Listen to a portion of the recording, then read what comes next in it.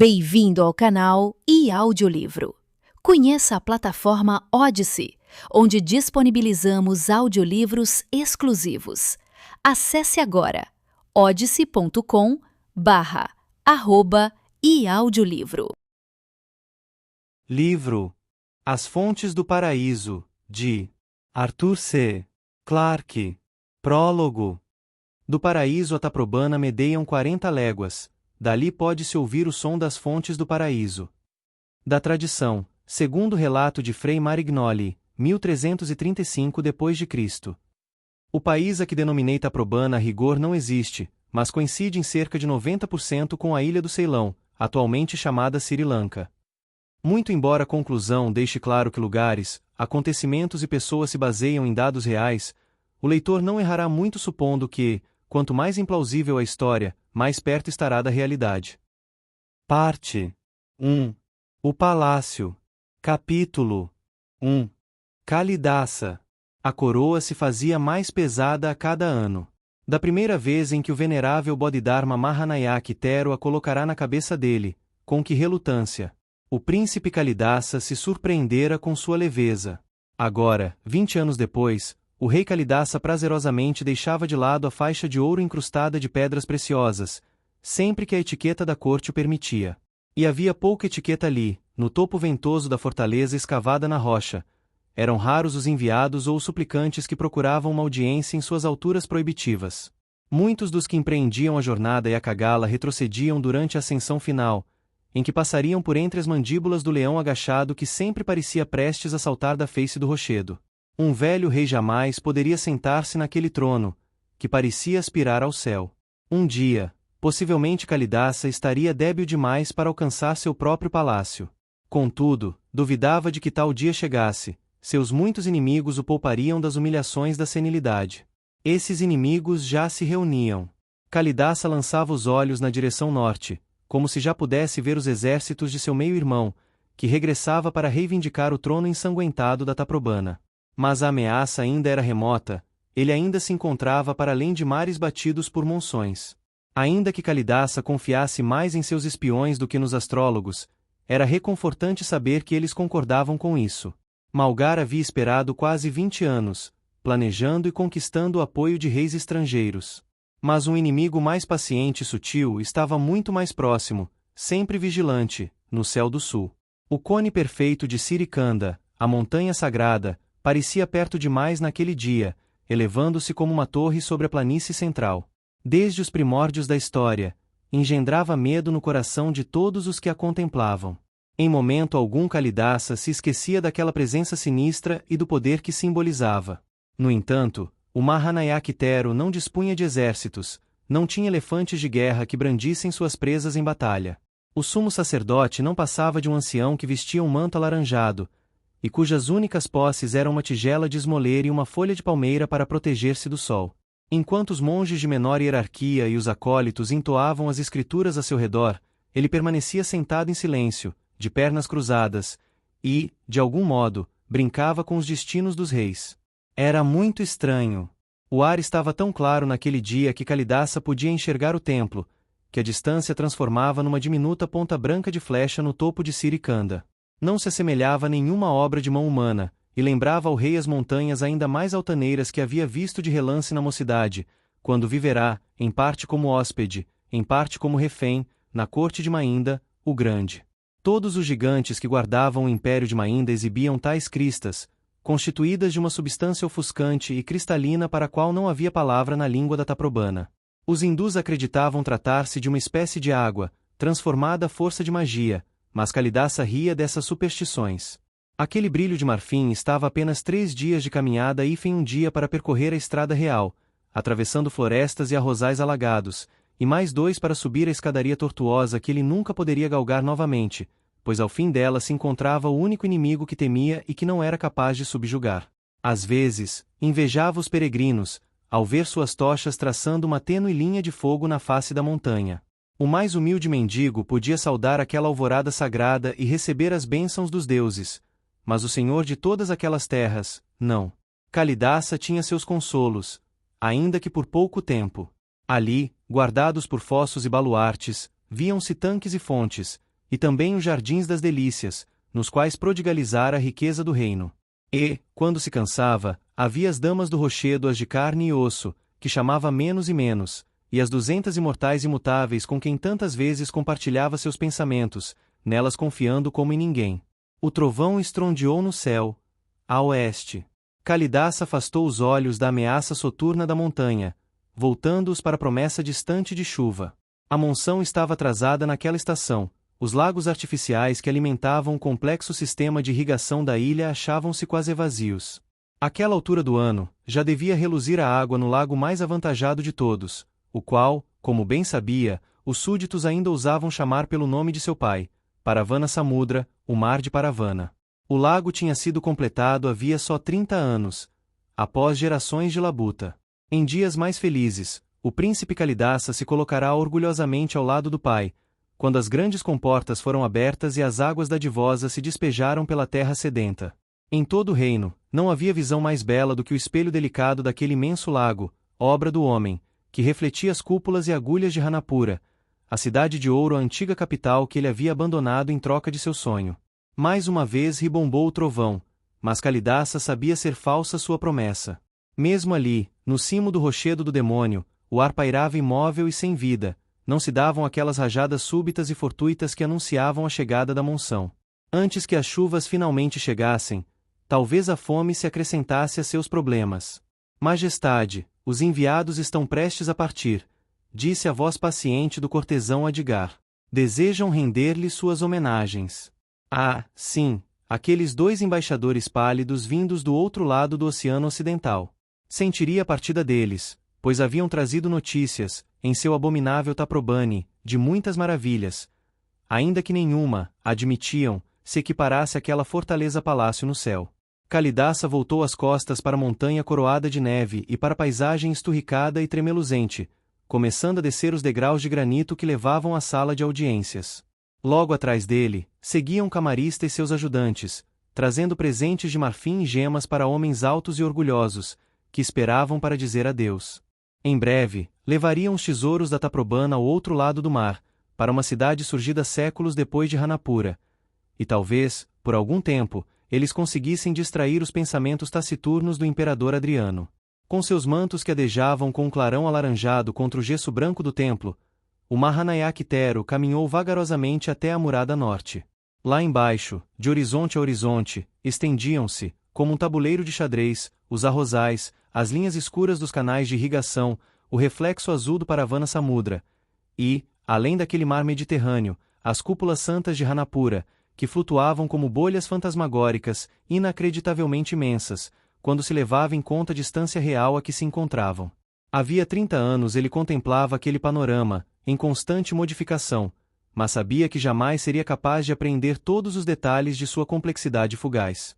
Cores e fronteiras alteravam-se a cada estação, na verdade, a cada nuvem que passava.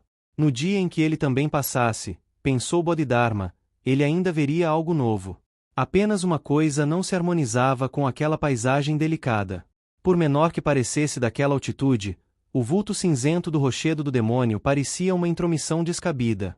Na verdade, segundo a lenda, Yakagala era um fragmento do pico himalaico, coberto de ervas, que o deus macaco Hanuman havia deixado cair quando apressadamente levava o remédio juntamente com a montanha a seus camaradas feridos, terminadas as batalhas do Ramayana.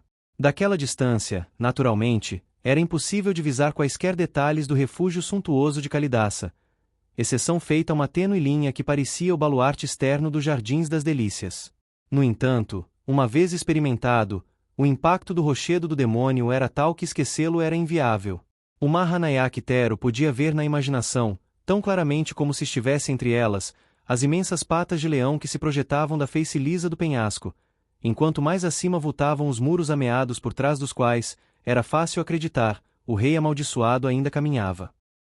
O trovão precipitou-se do céu, elevando-se rapidamente a tamanho rugido que parecia sacudir a própria montanha. Numa convulsão contínua, percorreu o céu, indo morrer a leste. Longamente, os ecos rolaram pela orla do horizonte. Ninguém seria capaz de tomar aquilo como um prenúncio das chuvas que estavam por vir. Só estavam previstas para dali a 3 semanas, e o controle das monções jamais errava em mais de 24 horas.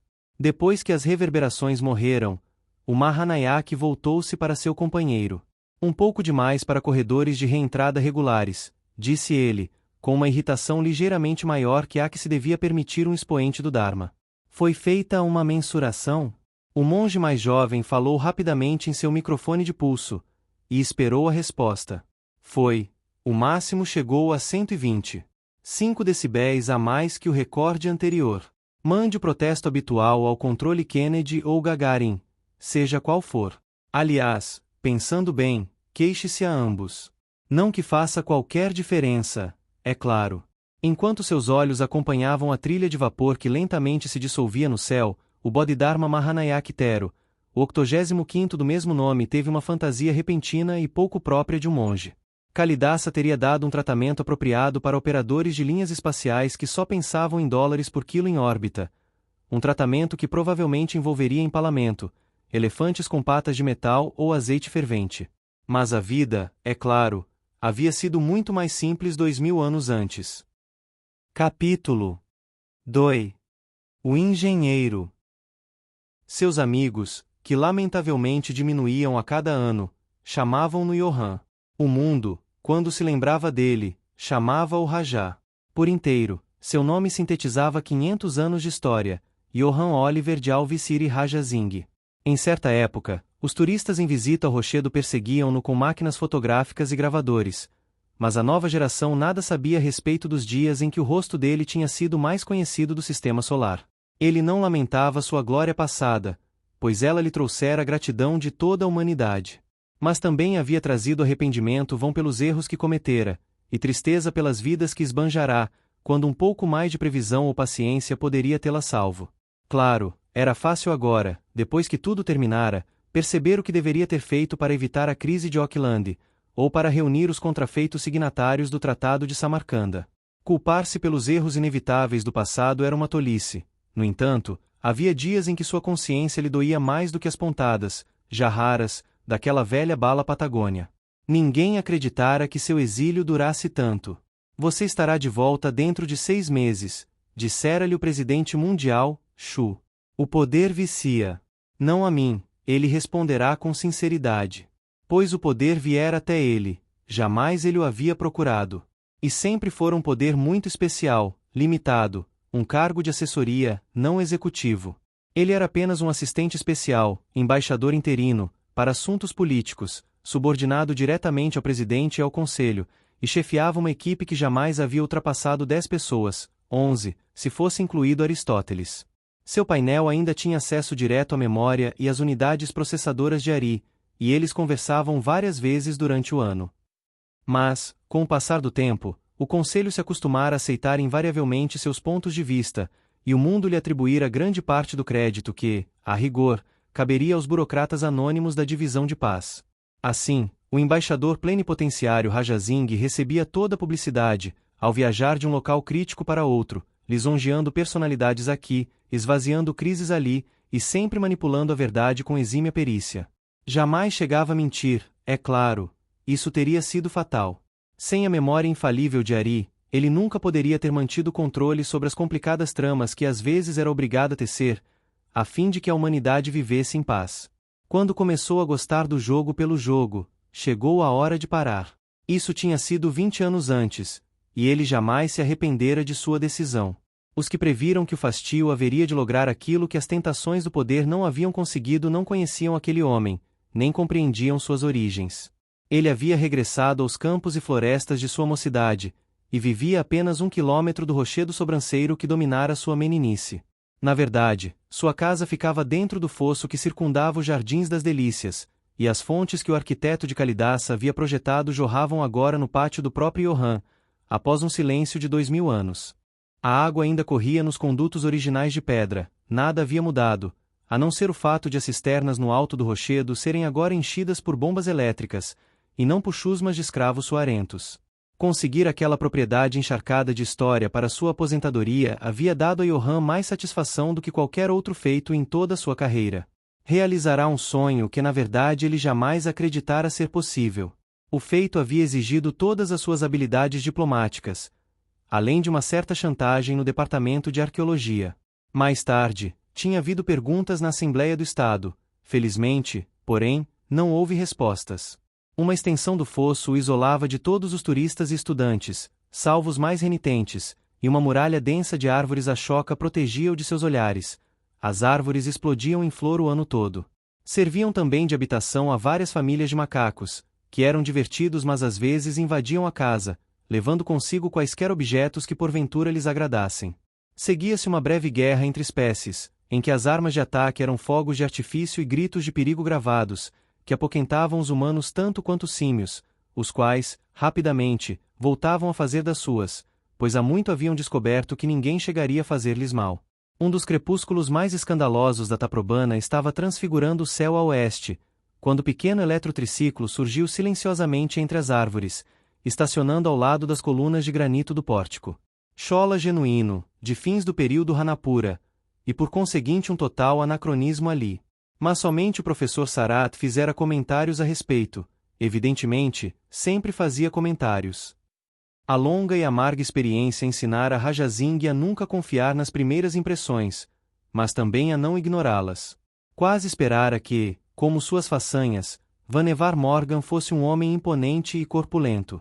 Entretanto, o engenheiro era de estatura bem abaixo da média, e a um primeiro olhar poderia até mesmo ser considerado frágil. Contudo, aquele corpo magro era todo nervos, e os cabelos negros emolduravam um rosto que parecia consideravelmente mais jovem que seus 51 anos. A imagem projetada no vídeo pelo arquivo de Ari não lhe fizera justiça. Ele deveria ter sido um poeta romântico, ou um pianista de concerto, ou mesmo um grande ator que dominasse uma plateia com sua arte. Raja Singh identificava o poder num átimo de segundo, pois o poder havia sido sua vida, e ele estava agora diante de um homem que detinha poder. Cuidado com os homens pequenos, ele se advertira sempre, pois são eles que movem e abalam o mundo. E com essa ideia, sobreveio a primeira pontada de apreensão. Quase todas as semanas, velhos amigos e inimigos vinham àquele local remoto para trocar notícias e relembrar o passado. Ele apreciava essas visitas, pois davam alguma ocupação à sua vida. No entanto, quase sempre adivinhava com exatidão a finalidade do encontro, bem como o terreno em que pisariam. Mas, no que dizia respeito a Raja Singh, não tinha interesses em comum com Morgan, além dos de quaisquer homens naqueles tempos e naquela idade. Nunca se haviam encontrado, não tinham mantido qualquer contato. Na verdade, ele quase não reconhecera o nome de Morgan. Mais estranho ainda era o fato de o engenheiro lhe haver pedido que mantivesse aquele encontro em segredo. Raja Singh atendeu ao pedido, mas com uma sensação de ressentimento. Já não havia necessidade de segredos em sua vida pacífica. A última coisa que ele desejava era que algum mistério importante perturbasse sua existência ordeira. Tinha eliminado sua segurança para sempre. 10 anos antes, ou seriam mais. Seus guardas pessoais haviam sido removidos, a seu próprio pedido.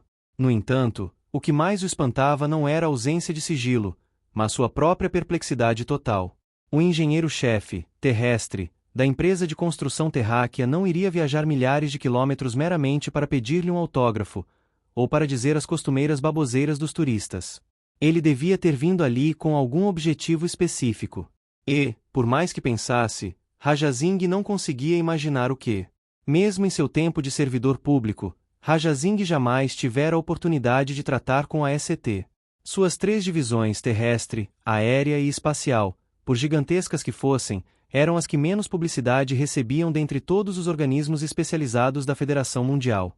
Somente quando ocorria uma falha técnica espetacular, ou uma colisão frontal com algum grupo conservacionista ou histórico, a ECT saía das sombras. A última confrontação dessa espécie havia envolvido o oleoduto antártico, aquele milagre da engenharia do século XXI, construído para bombear carvão fluidificado dos vastos depósitos polares até as usinas de força e fábricas do mundo. Tomada de euforia ecológica, a ECT propusera demolir o último trecho restante do oleoduto e devolver a região aos pinguins. Instantaneamente, fizeram-se ouvir os gritos de protesto dos arqueólogos industriais, furiosos com tamanho vandalismo, e dos naturalistas, que argumentavam que os pinguins simplesmente adoravam o oleoduto abandonado. Os tubos proporcionavam moradia de um padrão que jamais haviam conhecido anteriormente, e assim contribuíam para uma explosão populacional que as orcas não conseguiam debelar. Por isso, a ECT desistira sem luta. Raja Singh não sabia se Morgan estivera envolvido com aquele pequeno fiasco. Mas pouco importava, porquanto seu nome estava agora ligado ao triunfo maior da empresa. A Ponte Suprema, assim fora ela batizada, e talvez com justiça. Raja Singh assistira, juntamente com metade do mundo, sua seção final ser levantada em direção ao céu pelo Graf Zeppelin, ele próprio uma das maravilhas da época. Todos os luxuosos pertences da nave haviam sido removidos para reduzir seu peso.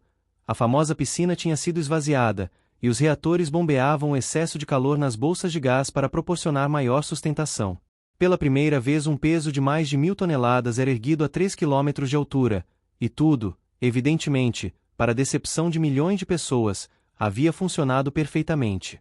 Nenhum navio voltaria jamais a transpor as colunas de Hércules sem saudar a mais altaneira ponte que o homem já construíra, e que, com toda probabilidade, jamais viria a construir.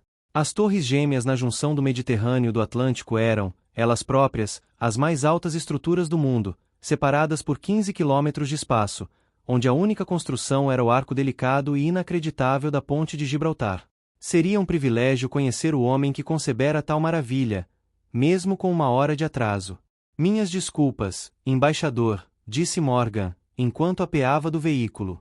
Espero que a demora não tenha sido um grande inconveniente para o senhor. De modo algum. Sou o dono do meu tempo. Já comeu? Já. Cancelaram minha conexão em Roma, mas ao menos me deram um excelente almoço. Provavelmente, um almoço melhor do que seria possível no Hotel Iacagala. Pedi um apartamento para o senhor passar a noite. Fica apenas 1 quilômetro daqui. Acho que vamos ter de adiar nossa conversa para amanhã de manhã. Morgan manifestou o desapontamento, mas encolheu os ombros, aquiescente. Bem, tenho trabalho bastante para me manter ocupado. Espero que o hotel tenha todos os serviços executivos, ou, pelo menos, um terminal comum. Raja Singh riu. Eu não garanto nada mais sofisticado do que um telefone. Mas tenho uma sugestão melhor. Daqui a pouco mais de meia hora, vou levar alguns amigos ao Rochedo. Há um espetáculo de sons e luzes que recomendo com entusiasmo, e o senhor nos daria muito prazer se nos acompanhasse. Ele percebeu que Morgan hesitava, enquanto tentava imaginar uma desculpa polida para não ir. É muita gentileza sua, mas preciso mesmo entrar em contato com meu escritório. Pode usar meu painel. Eu lhe prometo que achará o espetáculo fascinante. E só dura 1 hora. Ah, tinha me esquecido. O senhor não quer que ninguém saiba que está aqui. Bem, posso apresentá-lo como Dr. Smith, da Universidade da Tasmânia. Tenho certeza de que meus amigos não o reconhecerão. Raja Singh não tinha a intenção de ofender seu visitante, mas não deixou de perceber a breve demonstração de enfado de Morgan. Os instintos do ex-diplomata entraram imediatamente em ação. Ele registrou a reação em seu arquivo mental, para a lembrança futura. Estou certo de que não me reconhecerão, disse Morgan, e Raja Singh notou o tom inequívoco de amargura em sua voz. Dr. Smith, está bem. Agora, por favor, permite-me usar seu painel? Era interessante, pensou Raja Singh, enquanto conduzia Morgan ao interior da casa. Mas, provavelmente, pouco importante. Hipótese provisória, Morgan era um homem decepcionado, talvez até frustrado. Era difícil imaginar por quê, visto ser ele um dos luminares de sua profissão.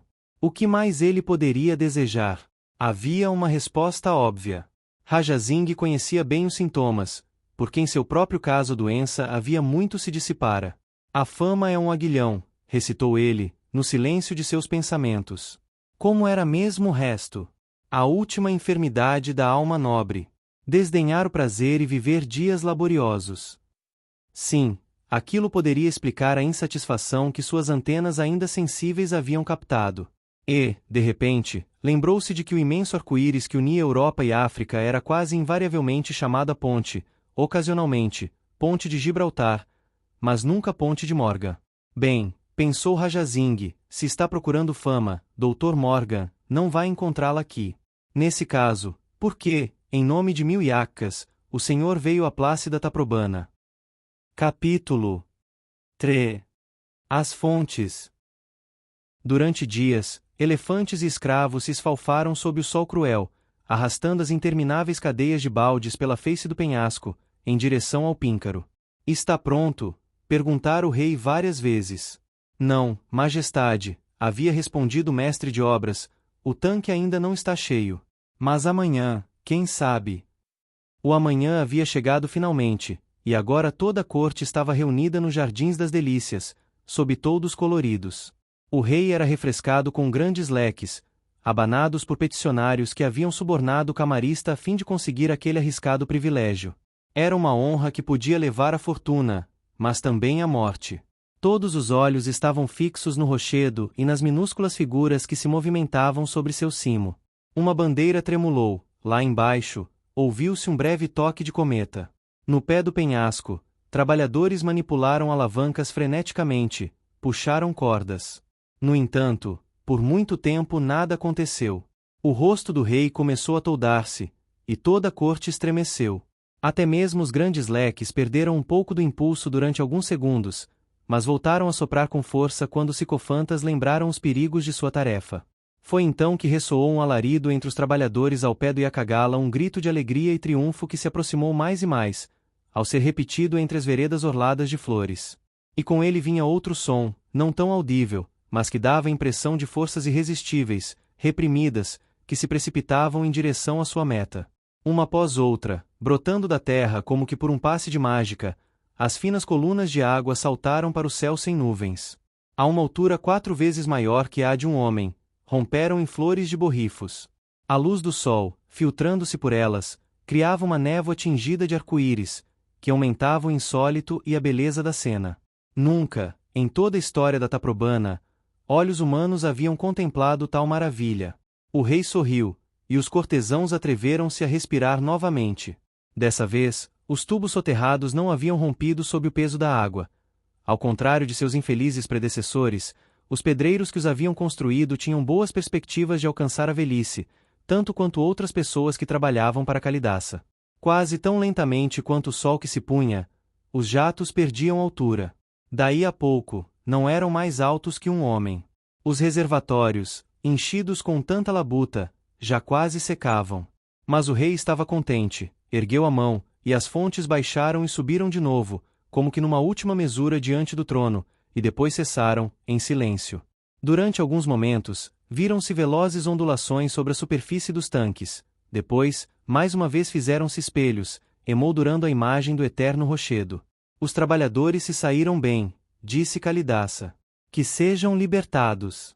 Até que ponto eles se haviam saído bem é coisa que nunca saberiam, é claro, pois ninguém era capaz de partilhar as visões solitárias do rei artista. Voltando os olhos para os jardins requintados que circundavam Yakagala, Kalidaça sentia a maior alegria que jamais haveria de experimentar. Ali, ao pé do rochedo, ele havia concebido e criado o paraíso. Faltava somente, em seu topo, construir o céu. Capítulo 4. Rochedo do Demônio. Aquele desfile de luzes e sons, habilmente montado, ainda tinha o dom de emocionar Rajazing, embora já o tivesse visto uma dúzia de vezes e conhecesse todos os truques do programa. Evidentemente, aquele espetáculo era obrigatório para todos os visitantes do rochedo, ainda que críticos como o professor Sarat se queixassem de que aquilo era tão somente história superficial para turistas. De qualquer modo, história superficial era melhor do que nenhuma, e teriam de se haver com aquilo enquanto Sarat e seus colegas não impusessem sua discordância acerba quanto à sequência exata dos acontecimentos narrados, que tinham ocorrido 2000 anos antes. O pequeno anfiteatro estava voltado para a parede oeste do Yakagala, com seus 200 lugares orientados de tal forma que cada espectador olhasse para os projetores de laser no ângulo certo. O espetáculo começava sempre, o ano todo, às 19 horas, no momento em que o último fulgor do invariável crepúsculo equatorial desaparecia no céu.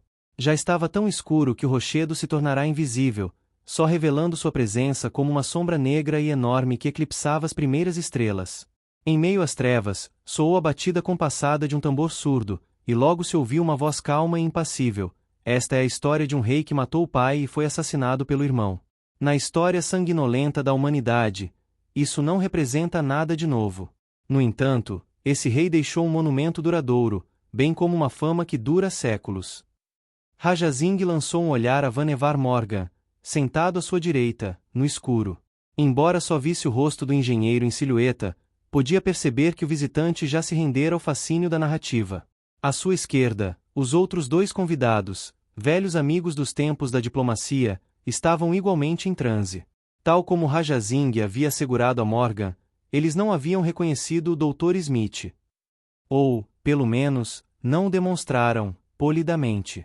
Seu nome era Kalidasa, e nasceu 100 anos depois de Cristo, em Ranapura, a cidade de ouro, durante séculos a capital dos reis da Taprobana. Mas uma sombra cobriu seu nascimento. A música se fez mais envolvente, com flautas e cordas que se juntaram à percussão do tambor e delinearam uma melodia cativante e altiva no ar da noite. Um ponto de luz começou a arder na face do rochedo, de repente, expandiu-se, e, subitamente, foi como se uma janela mágica se houvesse aberto para o passado, revelando um mundo mais vivido e colorido do que a própria vida. A dramatização, pensou Morgan, era excelente. Estava satisfeito em ter deixado, pelo menos uma vez, que a cortesia sobrepujasse seu impulso de trabalhar. Presenciou a alegria do rei Paravana, quando sua concubina favorita lhe deu seu primogênito, e sentiu essa alegria ao mesmo tempo aumentar e diminuir quando, apenas 24 horas depois, a própria rainha deu à luz outro pretendente, com mais direitos ao trono. Embora chegasse primeiro, Kalidasa não teria a primazia da precedência. Assim, estava armado o palco para a tragédia. Todavia, nos primeiros anos de suas vidas, Kalidasa e seu meio-irmão, Malgara, foram amicíssimos. Cresceram juntos, inteiramente inconscientes de seus destinos rivais, assim como das intrigas que se avolumavam ao redor deles. O primeiro motivo de desentendimento nada teve a ver com o nascimento. Foi apenas um presente bem intencionado e inocente. À corte do rei Paravana haviam chegado enviados que traziam um tributo de muitas terras, sedas de Catai, ouro do Industão, armaduras brunidas da Roma imperial. E um dia, um simples caçador, vindo da selva, ousou penetrar na cidade grandiosa, trazendo um presente que, segundo esperava, haveria de agradar a família real. Morgan ouviu um coro de involuntárias interjeições de espanto de seus invisíveis companheiros. Embora nunca tivesse sido um grande apreciador de animais, teve de admitir que o pequenino e alvíssimo macaco, aninhado nos braços do jovem príncipe Kalidasa, era encantador. Naquele rostinho enrugado, 2 olhos enormes fitavam os séculos, e o abismo misterioso, conquanto não de todo intransponível, entre homem e animal. Segundo as crônicas, nada de semelhante jamais tinha sido visto. Seus pelos eram brancos como leite, e os olhos, rosados como rubis. Alguns o julgaram um bom augúrio, outros o tiveram na conta de um animal maléfico, pois o branco é a cor da morte e do luto. E seus temores, infelizmente, eram fundados. O príncipe Kalidasa tomou-se de amores pelo animalzinho, dando-lhe o nome de Anuma, o mesmo do valoroso deus macaco do Ramayana. O ourives do rei fabricou um pequeno coche dourado no qual Anuma se sentava solenemente, e era puxado pela corte, divertindo e alegrando todos os que o viam. Por seu turno, Anuman também amava Kalidasa, e não permitia que outra pessoa cuidasse dele. Sentia ciúmes especialmente do príncipe Malgara, quase como se pressentisse a rivalidade vindoura. E certo dia, um dia fatídico, o animal mordeu o herdeiro do trono. A mordida foi banal, mas as consequências, imensas. Alguns dias depois, Anuman foi envenenado, indubitavelmente por ordem da rainha. Terminou aí a infância de Kalidasa. Depois disso, disse, ele jamais voltou a amar ou confiar em qualquer outro ser humano. E sua amizade com Malgara converteu-se em acerba hostilidade. Tampouco foi esse o único problema a advir da morte do macaquinho. Por ordem do rei, um túmulo especial foi levantado em honra a Anuma, com a forma do santuário tradicional em forma de sino, ou da goba. Ora, esse terá sido um gesto irrefletido, pois despertou a fúria imediata dos monges. Os dagobas eram reservados para as relíquias do Buda, e aquele ato real pareceu um sacrilégio deliberado. Com efeito, é possível que tenha sido essa a intenção, uma vez que o rei Paravana havia caído sob a influência de um swami hindu, e aos poucos se voltava contra a fé budista. Embora o príncipe Kalidasa fosse demasiado jovem para estar envolvido no conflito, grande parte do ódio dos monges dirigiu-se contra ele. Começou assim uma rixa que, no futuro, haveria de corroer o reino. Como muitos dos outros contos registrados nas antigas crônicas da Taprobana, durante quase 2000 anos não houve comprovação de que a história de Anuman e do jovem príncipe Kalidasa não passava de uma lenda encantadora. No entanto, em 2015 uma equipe de arqueólogos de Harvard descobriu os alicerces de um pequeno santuário em terreno do velho palácio de Ranapura.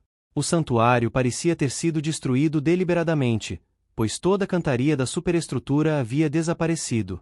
A habitual Câmara das Relíquias, oculta nos alicerces, estava vazia, pois fora obviamente violada por ladrões, séculos antes. No entanto, os sábios dispunham de instrumentos sequer imaginados pelos profanadores de tesouros. A investigação com neutrinos revelou a existência de uma segunda câmara de relíquias, muito mais profunda. A superior era apenas um disfarce, e havia cumprido bem sua finalidade. A inferior ainda encerrava sua carga de amor e ódio, que havia transportado no decurso dos séculos, até seu pouso atual, no Museu de Hanapura. Morgan sempre se considerará, justificadamente, um obstinado nada sentimental, pouco afeito a crises emocionais. No entanto, agora, para embaraço seu, esperava que os companheiros não notassem, sentia os olhos marejados repentinamente. Que ridículo, disse a si mesmo, zangado, que um pouco de música sentimentaloide e uma narrativa piegas exerçam tamanho impacto sobre um homem sensato. Jamais teria acreditado que ver o brinquedo de uma criança o levasse às lágrimas. Percebeu então, numa súbita evocação da memória que lhe trouxe de volta um episódio de 40 anos antes, por que se emocionara tanto. Viu outra vez sua adorada pipa oscilando no ar, no parque de Sydney em que ele passará grande parte da infância. Sentiu o calor do sol, o vento macio em suas costas nuas, e o vento traiçoeiro cessou de repente, fazendo a pipa mergulhar em direção ao chão. O brinquedo emaranhou-se nos ramos do gigantesco carvalho, tido como mais velho do que o próprio país. Inutilmente, ele pôs-se a puxar o barbante, tentando desembaraçar a pipa. Aquela foi sua primeira lição de resistência dos materiais, uma lição que nunca esqueceria. O fio se partiu no momento em que ele estava quase conseguindo recuperar a pipa, que saltou loucamente para o céu de verão, perdendo altitude lentamente. Morgan correu até a beira d'água, na esperança de que a pipa caísse em terra, mas o vento não deu ouvidos às preces do menino. Por muito tempo, ele ficou chorando, vendo os fragmentos despedaçados, como um barco que houvesse perdido os mastros, vagarem pelas águas do porto, em direção ao mar aberto, até se perderem de vista. Aquela tinha sido a primeira das tragédias triviais que moldam a infância de um homem, quer ele se recorde delas ou não. Entretanto, o que Morgan havia perdido era apenas um brinquedo inanimado. Suas lágrimas eram antes de frustração que de luto. A angústia do príncipe Kalidasa tinha causas muito mais profundas. Dentro do cochezinho dourado, que parecia recém-saído da oficina de um ourives, havia um feixe de ossinhos brancos. Morgan perdeu parte da narrativa que se seguiu. Quando seus olhos secaram, 12 anos já haviam transcorrido, estava em curso uma complicada briga de família, e ele não entendeu direito quem estava assassinando quem. Depois dos choques entre os exércitos e de haver caído o último punhal, o príncipe herdeiro Malgara e a rainha-mãe tinham fugido para a Índia, e Kalidasa apoderou-se do trono, encarcerando o pai. O fato de o usurpador se abster de executar Paravana não se devia à devoção filial, e sim à sua convicção de que o velho rei possuía um tesouro secreto que estava guardando para Malgara. Enquanto Kalidasa acreditasse nisso, Paravana sabia estar seguro. Por fim, porém, cansou-se da fraude. Vou mostrar-lhe minha verdadeira riqueza, disse ao filho. Dê-me um carro, e eu o levarei a ela. Mas naquela última jornada, ao contrário do pequeno Anuma, Paravana viajou num decrépito carro de boi. Contam as crônicas que o carro tinha uma roda quebrada que rangia durante todo o percurso, o tipo de detalhe que deve ser verdadeiro, pois nenhum historiador se daria ao trabalho de inventá-lo. Para surpresa de Kalidasa, o pai ordenou que o carro levasse a um grande lago artificial que irrigava a zona central de seu reino, e cuja construção ocupará a maior parte de seu reinado. Caminhou pela beirada do imenso reservatório e contemplou sua própria estátua, de tamanho 2 vezes maior que o natural, edificada junto às águas. Adeus, velho amigo, disse, dirigindo-se à figura majestosa que simbolizava seu poder e sua glória, agora perdidos, e que encerrava nas mãos, para todo sempre, o mapa pétreo daquele mar Mediterrâneo. Proteja minha herança. Então, vigiado de perto por Kalidasa e seus guardas, ele desceu os degraus do vertedouro, não se detendo nem mesmo na beirada do lago. Quando já tinha água pela cintura, pegou um pouco dela com a mão e despejou-a na própria cabeça. Depois, voltou-se para Kalidasa, com orgulho e triunfo. Aqui, filho, gritou, apontando para as léguas de águas puras, vivificantes. Aqui está toda a minha riqueza. Matem-no! Gritou Kalidasa, louco de fúria e decepção. E os soldados obedeceram. Assim Kalidasa tornou-se senhor da Taprobana, mas a um preço que poucos homens estariam dispostos a pagar. Pois, como registram as crônicas, ele vivia sempre no temor do outro mundo e de seu irmão. Mais cedo ou mais tarde, Malgara voltaria para exigir o que era seu. Durante alguns anos, tal como a longa linhagem de reis que o precederam, Kalidasa manteve sua corte em Hanapura. Então, por motivos sobre os quais a história se cala, abandonou a capital real pelo isolado monólito de Akagala, a 40 quilômetros de distância, no meio da selva. Para alguns, ele buscava uma fortaleza inexpugnável, a salvo da vingança do irmão. No entanto, ele terminou rejeitando a proteção oferecida, e, se não passava de uma cidadela, porque Akagala seria cercada por imensos jardins de deleite, cuja construção certamente exigiu tanta labuta quanto as próprias muralhas. Sobretudo, por que os afrescos? Enquanto o narrador colocava essa pergunta, toda a encosta ocidental do penhasco se materializou, saída das trevas, não como era agora, mas como devia ter sido 2000 anos antes. Uma faixa coberta de gesso, na qual estavam representadas diversas mulheres belas, em tamanho natural, da cintura para cima, tivera uma de suas extremidades fixa a 100 metros do solo e percorria toda a extensão da rocha, até o topo. Algumas mulheres apareciam de perfil, outras foram pintadas frontalmente. Todas seguiam o mesmo desenho básico. De pele ocre e seios voluptuosos, elas se cobriam unicamente de joias ou trajavam as vestes mais transparentes. Algumas usavam penteados enormes e elaborados, outras, coroas, ao que parecia. Muitas portavam jarros de flores, ou sustinham um só botão, preso delicadamente entre o polegar e o indicador. Embora cerca de metade delas fossem mais morenas que as companheiras, e parecessem criadas, não se apresentavam menos bem penteadas ou com ornamentos mais discretos. No passado, havia mais de 200 figuras. Mas os ventos e as chuvas de séculos destruíram todas, menos 20, protegidas por uma saliência de pedra. A imagem se tornou maior, uma a uma. As últimas sobreviventes do sonho de Kalidasa flutuaram em meio ao negrume, como que dançando a melodia muito conhecida, mas singularmente apropriada, a dança de Anitra. Ainda que danificadas pela intempérie, pela idade e até por atos de vandalismo, não haviam perdido nada de sua antiga beleza. As cores ainda eram frescas, não desbotadas pela luz de mais de 500 mil de ocasos. Deusas ou mortais, haviam mantido viva a legenda do rochedo. Ninguém sabe quem eram, o que representavam, e por que foram pintadas com tamanho trabalho, em local tão inacessível. A teoria favorita é a de que eram seres celestes, e que todos os esforços de Kalidasa visavam criar um céu na terra, com todas as suas deusas. Talvez se considerasse um rei-deus, tal como os faraós do Egito. Talvez por isso tenha tomado de empréstimo a imagem da esfinge que guardava a entrada de seu palácio. Agora a imagem passou a mostrar uma vista distante do rochedo, refletido no pequeno lago a seus pés. As águas estremeceram, os contornos de Akagala tremularam e se dissolveram.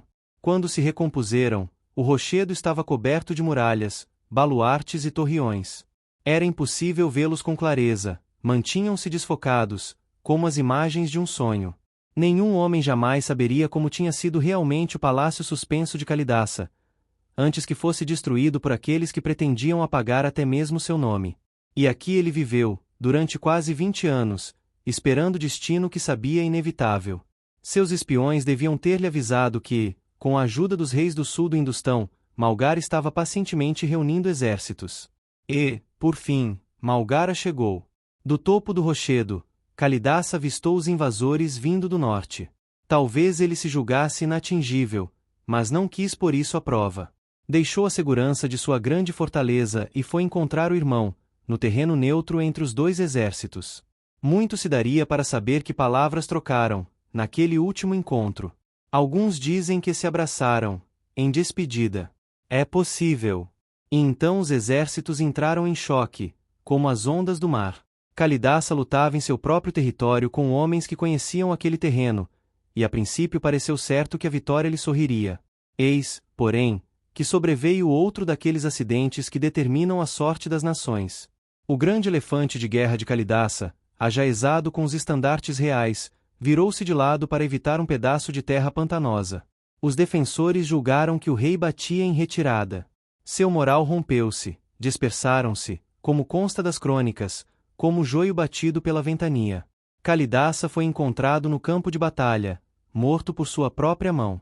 Malgara tornou-se rei. Yakagala foi abandonada à selva, sendo redescoberta somente 700 anos depois. Capítulo 5. Através do telescópio. Meu vício secreto, era como Rajazing o chamava, com humor sardônico, mas também com certa tristeza. Fazia anos que não subia ao topo do Yakagala, e, embora pudesse voar até lá sempre que desejasse, isso não proporcionava a mesma sensação de triunfo. Fazer aquilo pelo método fácil significava perder os mais fascinantes detalhes arquitetônicos da subida. Ninguém podia compreender a mente de Kalidasa sem retraçar seus passos, desde os Jardins das Delícias até o Palácio Suspenso. Havia, porém, um sucedâneo capaz de dar a um homem idoso considerável satisfação. Anos antes, ele havia adquirido um telescópio de 20 centímetros, compacto e poderoso. Com a ajuda dele, podia agora vaguear por toda a face oeste do rochedo, retrilhando o caminho que tantas vezes percorrera no passado, até o cimo. Olhando pela ocular dupla, imaginava-se facilmente suspenso no ar, bastante perto da parede de granito para estender a mão e tocá-la. No fim da tarde, quando os raios do sol poente alcançavam a parte inferior da protuberância rochosa que os protegia, Rajazing visitava os afrescos, rendendo tributo às damas da corte. Embora amasse a todas, tinha suas favoritas. Às vezes conversava em silêncio com elas, usando as palavras e frases mais arcaicas que conhecia, cônscio de que o Taprobane mais antigo que usasse ainda estava 1000 anos adiantado em relação a elas. Divertia-o também observar os vivos e estudar-lhes as reações, enquanto escalavam o rochedo, tiravam fotografias uns dos outros lá no alto ou admiravam os afrescos. Não podiam absolutamente imaginar que eram acompanhados por um espectador invisível e invejoso, que se movia sem esforço ao lado deles como um espectro silencioso, e tão próximo que podia ver cada expressão de seus rostos, cada pormenor de suas roupas. Era tal a potência do telescópio que, se soubesse ler lábios, Rajazing poderia espionar a conversa dos turistas. Se aquilo era voyeurismo, era bem inofensivo, e seu pequeno vício não era de modo algum secreto, pois ele se comprazia em partilhá-lo com os visitantes. O telescópio representava uma das melhores abordagens ao Yakagala, e com frequência já servirá a outros propósitos úteis. Várias vezes Rajazing alertara os guardas para tentativas de coletas de souvenirs, e mais de um turista espantado fora pilhado riscando suas iniciais na parede do rochedo. Raramente Rajazing usava o telescópio de manhã, pois a essa hora o sol estava do lado oposto do Yakagala, e pouco se podia ver na sombreada face oeste. E, tanto quanto se lembrava, jamais o tinha usado pouco depois da alvorada, enquanto ainda estava gozando o delicioso costume local do chá na cama, introduzido pelos fazendeiros europeus 3 séculos antes. No entanto, agora, olhando pelo enorme janelão que lhe oferecia uma vista quase completa do Yakagala, ficou admirado por ver uma minúscula figura movendo-se na crista do penedo, parcialmente recortada contra o céu. Os visitantes nunca subiam até o topo tão cedo, logo depois da madrugada. Ademais, o guarda só abriria o elevador que levava aos afrescos dali a 1 hora. Preguiçosamente, Rajazing imaginou quem poderia ser o madrugador. Rolou para fora da cama, vestiu o brilhante sarong de batique e caminhou, com o torso nu, até a varanda, e dali até a robusta coluna de concreto que sustinha o telescópio. Tomando nota mentalmente, pela 50ª vez, de que devia providenciar para o instrumento uma capa nova, girou o tubo em direção ao rochedo.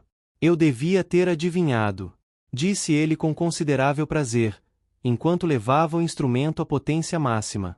Então, o espetáculo da véspera havia impressionado Morgan, como era mesmo de esperar. O engenheiro estava verificando por si mesmo, no pouco tempo de que dispunha, como os arquitetos de Kalidasa haviam resolvido o desafio que lhes havia sido imposto. Foi quando Rajazing notou algo de alarmante. Morgan caminhava na beirada do platô, a apenas poucos centímetros da parede vertical, de que poucos turistas ousavam sequer aproximar-se.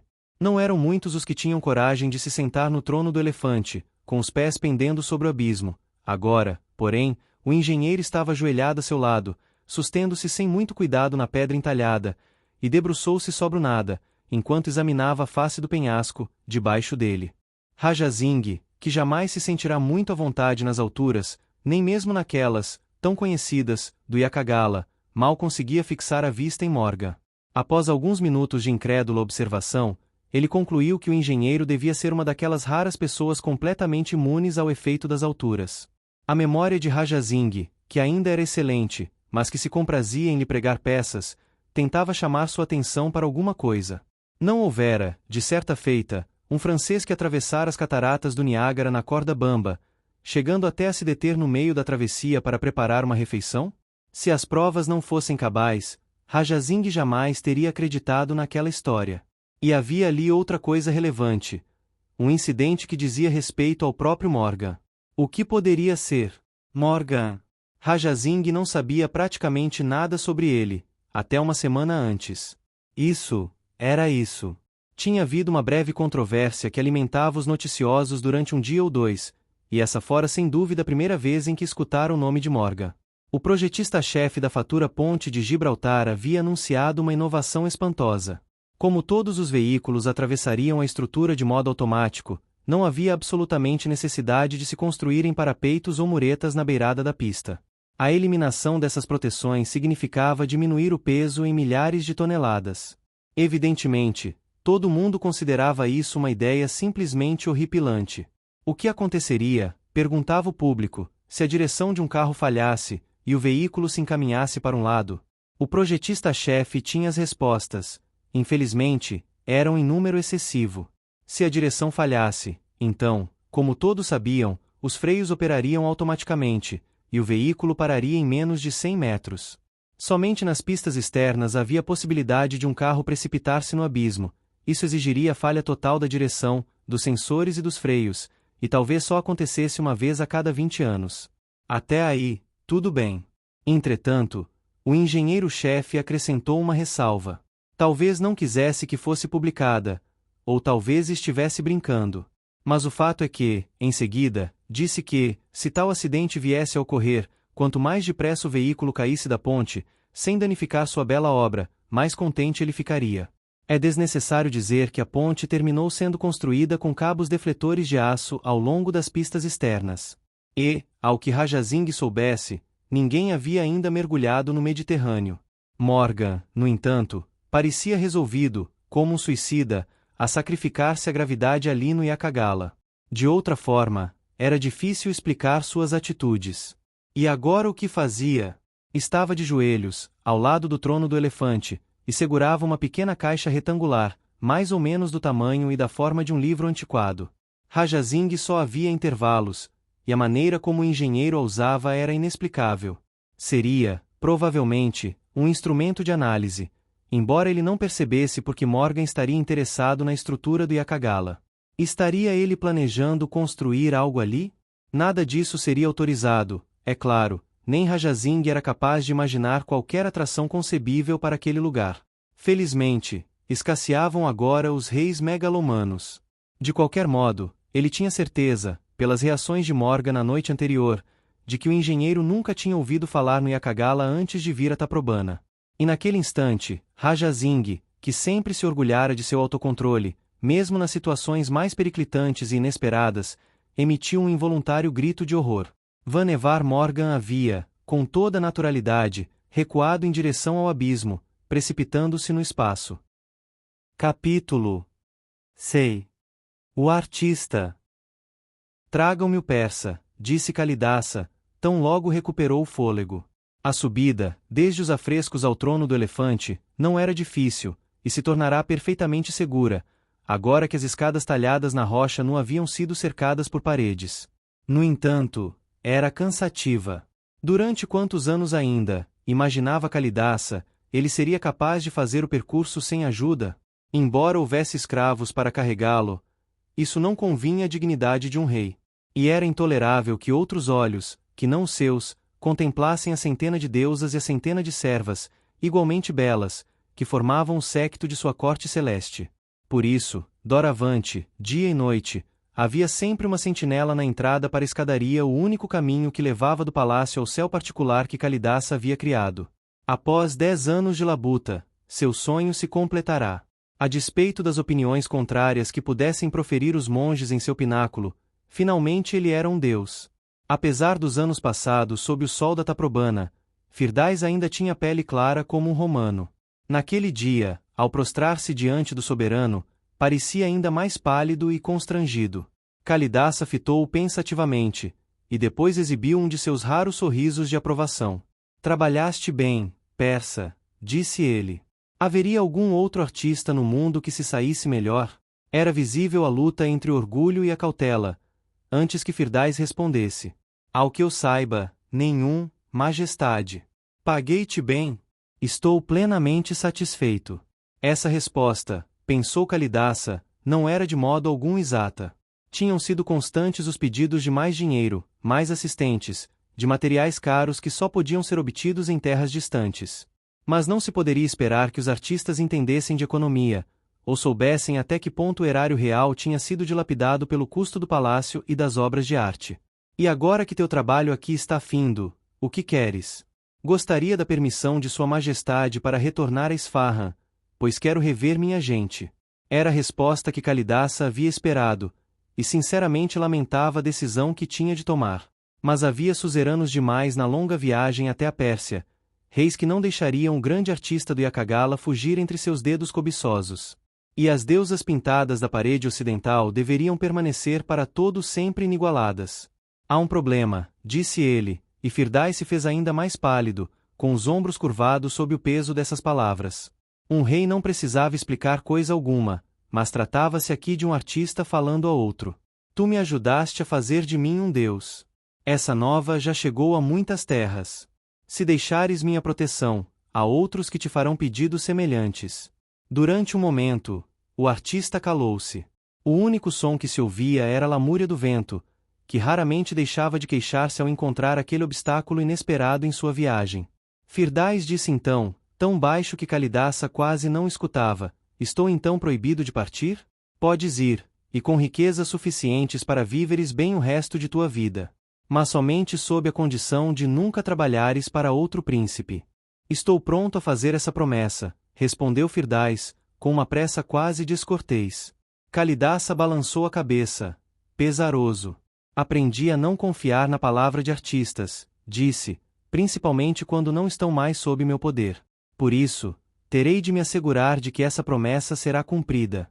Para a surpresa de Kalidasa, Firdais já não parecia tão inseguro. Era quase como se ele houvesse tomado uma grave decisão, e mostrava-se finalmente à vontade. Compreendo, disse ele, pondo-se de pé. Deliberadamente, voltou as costas ao rei, como se seu senhor não mais existisse, e fitou o sol escaldante, diretamente. O sol, Kalidasa sabia, era o deus dos persas, e aquelas palavras que Firdais estava murmurando deviam ser uma prece em seu idioma. O artista fitava aquele disco cegamente como se soubesse que era a última coisa que haveria de enxergar. Segurem-no! Gritou o rei. Os guardas correram, mas chegaram tarde demais. Mesmo cego, como já devia estar, Firdais moveu-se com precisão. Em 3 passos havia chegado ao parapeito, saltando por sobre ele.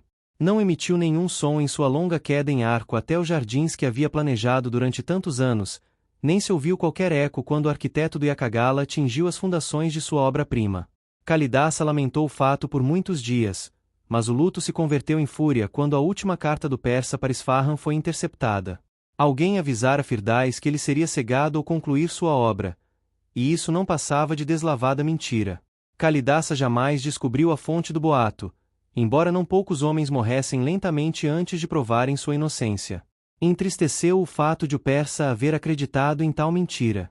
Ele devia saber que outro artista nunca o privaria do dom da vista. Pois Kalidasa não era um homem cruel, nem ingrato. Ele teria coberto Firdais de ouro, ou, pelo menos, de prata, e o teria mandado partir, com servos incumbidos de cuidar dele para o resto da vida. Nunca mais teria de usar as mãos. E depois de algum tempo não se importaria de não tê-las mais. Capítulo 7. O Palácio do Rei Deus. Vannevar Morgan não havia dormido bem, coisa que era raríssimo acontecer. Sempre se orgulhara de seu autocontrole, do conhecimento perfeito que tinha de seus impulsos e emoções. Se não conseguia dormir, queria saber o porquê. Lentamente, enquanto observava o primeiro raio de luz da madrugada no teto de seu quarto de hotel e ouvia os gritos de pássaros estrangeiros, semelhantes a tinidos de sinos, começou a pôr em ordem os pensamentos. Jamais se teria tornado um dos diretores da construção terráquea se não houvesse planejado sua vida de modo a evitar surpresas. Embora nenhum homem pudesse estar imune aos acidentes do acaso e da sorte, ele havia tomado todas as medidas razoáveis para salvaguardar sua carreira e, acima de tudo, sua reputação. Seu futuro estava tão protegido quanto lhe fora possível prever. Mesmo que morresse de repente, os programas armazenados nos bancos do computador protegeriam seu grande sonho para além do túmulo. Até a véspera, nunca tinha ouvido falar do Yakagala. Na verdade, até algumas semanas antes, não sabia da existência da própria Taprobana, até que a lógica de sua pesquisa o encaminhou inexoravelmente em direção à ilha. A essa altura, já devia ter partido, ao passo que na verdade sua missão nem sequer começara. Não lhe importava o pequeno atraso em seu programa. O que o perturbava de fato era a impressão de estar sendo impelido por forças além de sua compreensão. No entanto, a impressão tinha uma ressonância conhecida. Ele havia experimentado a mesma coisa em criança, ao empinar a pipa perdida no Parque Kiribili, ao lado dos monólitos de granito que tinham sustentado no passado a ponte do porto de Sydney, há muito demolida. Aquelas montanhas gêmeas haviam dominado sua infância e moldaram seu destino. Talvez, de qualquer modo, ele tivesse se tornado engenheiro, mas o acidente de seu nascimento havia determinado que ele seria um construtor de pontes. E assim, ele foi o primeiro homem a caminhar do Marrocos à Espanha, com as águas encapeladas do Mediterrâneo 3 quilômetros abaixo dele, sem sonhar, naquele momento de triunfo, com um desafio muito mais estupendo que estava por vir. Se tivesse êxito na tarefa que se lhe deparava, seria famoso séculos afora. Sua mente, sua vontade e seu esforço estavam sendo empenhados ao máximo, não tinha tempo para distrações vãs. No entanto, tinha ficado fascinado com os feitos de um engenheiro arquiteto morto 2000 anos antes, que pertencia a uma cultura inteiramente estranha à sua. E havia ainda o mistério do próprio Kalidasa. Qual teria sido seu objetivo ao edificar o Yakagala? O rei podia ter sido um monstro, mas havia algo em sua personalidade que encontrava ressonância nos recônditos da alma do próprio Morgan. O sol nasceria dentro de 30 minutos. Ainda faltavam 2 horas para seu encontro com o embaixador Rajazing. Isso seria tempo suficiente, e talvez ele não tivesse outra oportunidade. Morgan não era homem de perder tempo. Em menos de 1 minuto, havia vestido as calças e o suéter, mas a verificação cuidadosa de seu calçado levou muito mais tempo. Muito embora não fizesse nenhuma escalada séria havia anos, sempre levava consigo um par de botas fortes e leves. Em sua profissão, muitas vezes aquelas botas lhe eram indispensáveis. Já havia fechado a porta do quarto, quando se lembrou de alguma coisa. Por um momento, hesitou no corredor, depois, sorriu e deu de ombros. Não faria mal algum, e nunca se sabia. De volta ao quarto, Morgan abriu a mala e tirou dela uma pequena caixa, mais ou menos do tamanho de uma calculadora de bolso. Verificou a carga da bateria, testou o botão de funcionamento manual e depois prendeu-a na fivela de aço de seu forte cinto de material sintético. Agora, estava realmente pronto para penetrar no assombrado reino de Kalidasa, e para enfrentar os demônios que ali estivessem encerrados. O sol se ergueu, derramando um calor agradável em suas costas, enquanto Morgan atravessava a abertura do enorme torreão das muralhas externas da fortaleza. Diante dele, sob uma estreita ponte de pedra, viam-se as águas estagnadas do grande fosso, que se estendiam por meio quilômetro, para cada lado, numa linha perfeitamente reta. Uma pequena flotilha de cisnes nadou esperançosamente em sua direção, em meio aos lírios, dispersando-se quando se tornou óbvio que ele não tinha comida a lhes oferecer. Do outro lado da ponte, Morgan encontrou uma segunda muralha, menor, e subiu a estreita escadaria talhada na rocha. Diante dele viam-se os Jardins das Delícias, que terminavam na face vertical do rochedo. Os repuxos ao longo do eixo do jardim subiam e desciam juntos, em ritmo lânguido, como se respirassem lentamente, em uníssono. Não havia outro ser humano à vista. Todo o enorme Yakagala estava à sua disposição. A cidade-fortaleza não poderia ter estado mais solitária durante os 700 anos em que a selva tivera para si, entre a morte de Kalidasa e sua redescoberta por arqueólogos do século XIX. Morgan caminhou pela fileira de repuxos, sentindo o borrifar da água na pele, e em certo momento parou para admirar as calhas de pedra, maravilhosamente esculpidas e de certo originais, que transportavam a água. Ficou imaginando de que maneira os antigos engenheiros hidráulicos levavam a água até a altura de que tinha de cair para provocar os repuxos, e quais as diferenças de pressão que eram capazes de provocar. Aqueles jatos verticais, elevados, deviam ter parecido verdadeiramente espantosos aos que os viram pela primeira vez. Ele via agora diante dele um lance íngreme de degraus de granito, tão estreitos que mal conseguiam acomodar suas botas.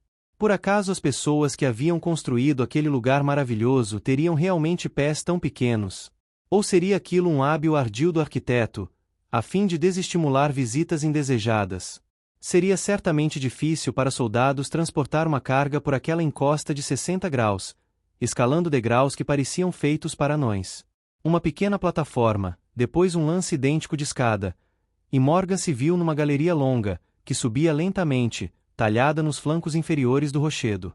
Estava agora a mais de 50 metros acima da planície, mas a vista era inteiramente impedida por uma alta parede revestida de gesso liso, amarelo. A rocha, lá no alto, projetava-se tanto para fora que era como se ele caminhasse no interior de um túnel, pois só se via uma estreita faixa de céu. O gesso da parede parecia novíssimo e sem desgaste. Era quase impossível acreditar que os pedreiros houvessem trabalhado ali 2000 anos antes. Aqui e ali, no entanto, a superfície brilhante e espelhada estava ferida por mensagens riscadas, visitantes que deixavam sua marca costumeira, aspirando à imortalidade. Pouquíssimas das inscrições eram em alfabetos que Morgan reconhecia, e a data mais recente, observou, era 1931. Depois disso, presumivelmente, o Departamento de Arqueologia havia passado a impedir aquele vandalismo. A maior parte dos grafiti adotavam a escrita Taprobane. Morgan lembrou-se do que havia ouvido na exposição da noite anterior. Muitas daquelas inscrições eram poemas que datavam do século II e III. Durante algum tempo após a morte de Kalidasa, o Yakagala conhecera seu primeiro período como atração turística, graças às lendas que subsistiam sobre o rei maldito. Mais ou menos no meio da galeria de pedra, Morgan chegou à porta, agora trancada, do pequeno elevador que levava aos famosos afrescos, 20 metros mais acima.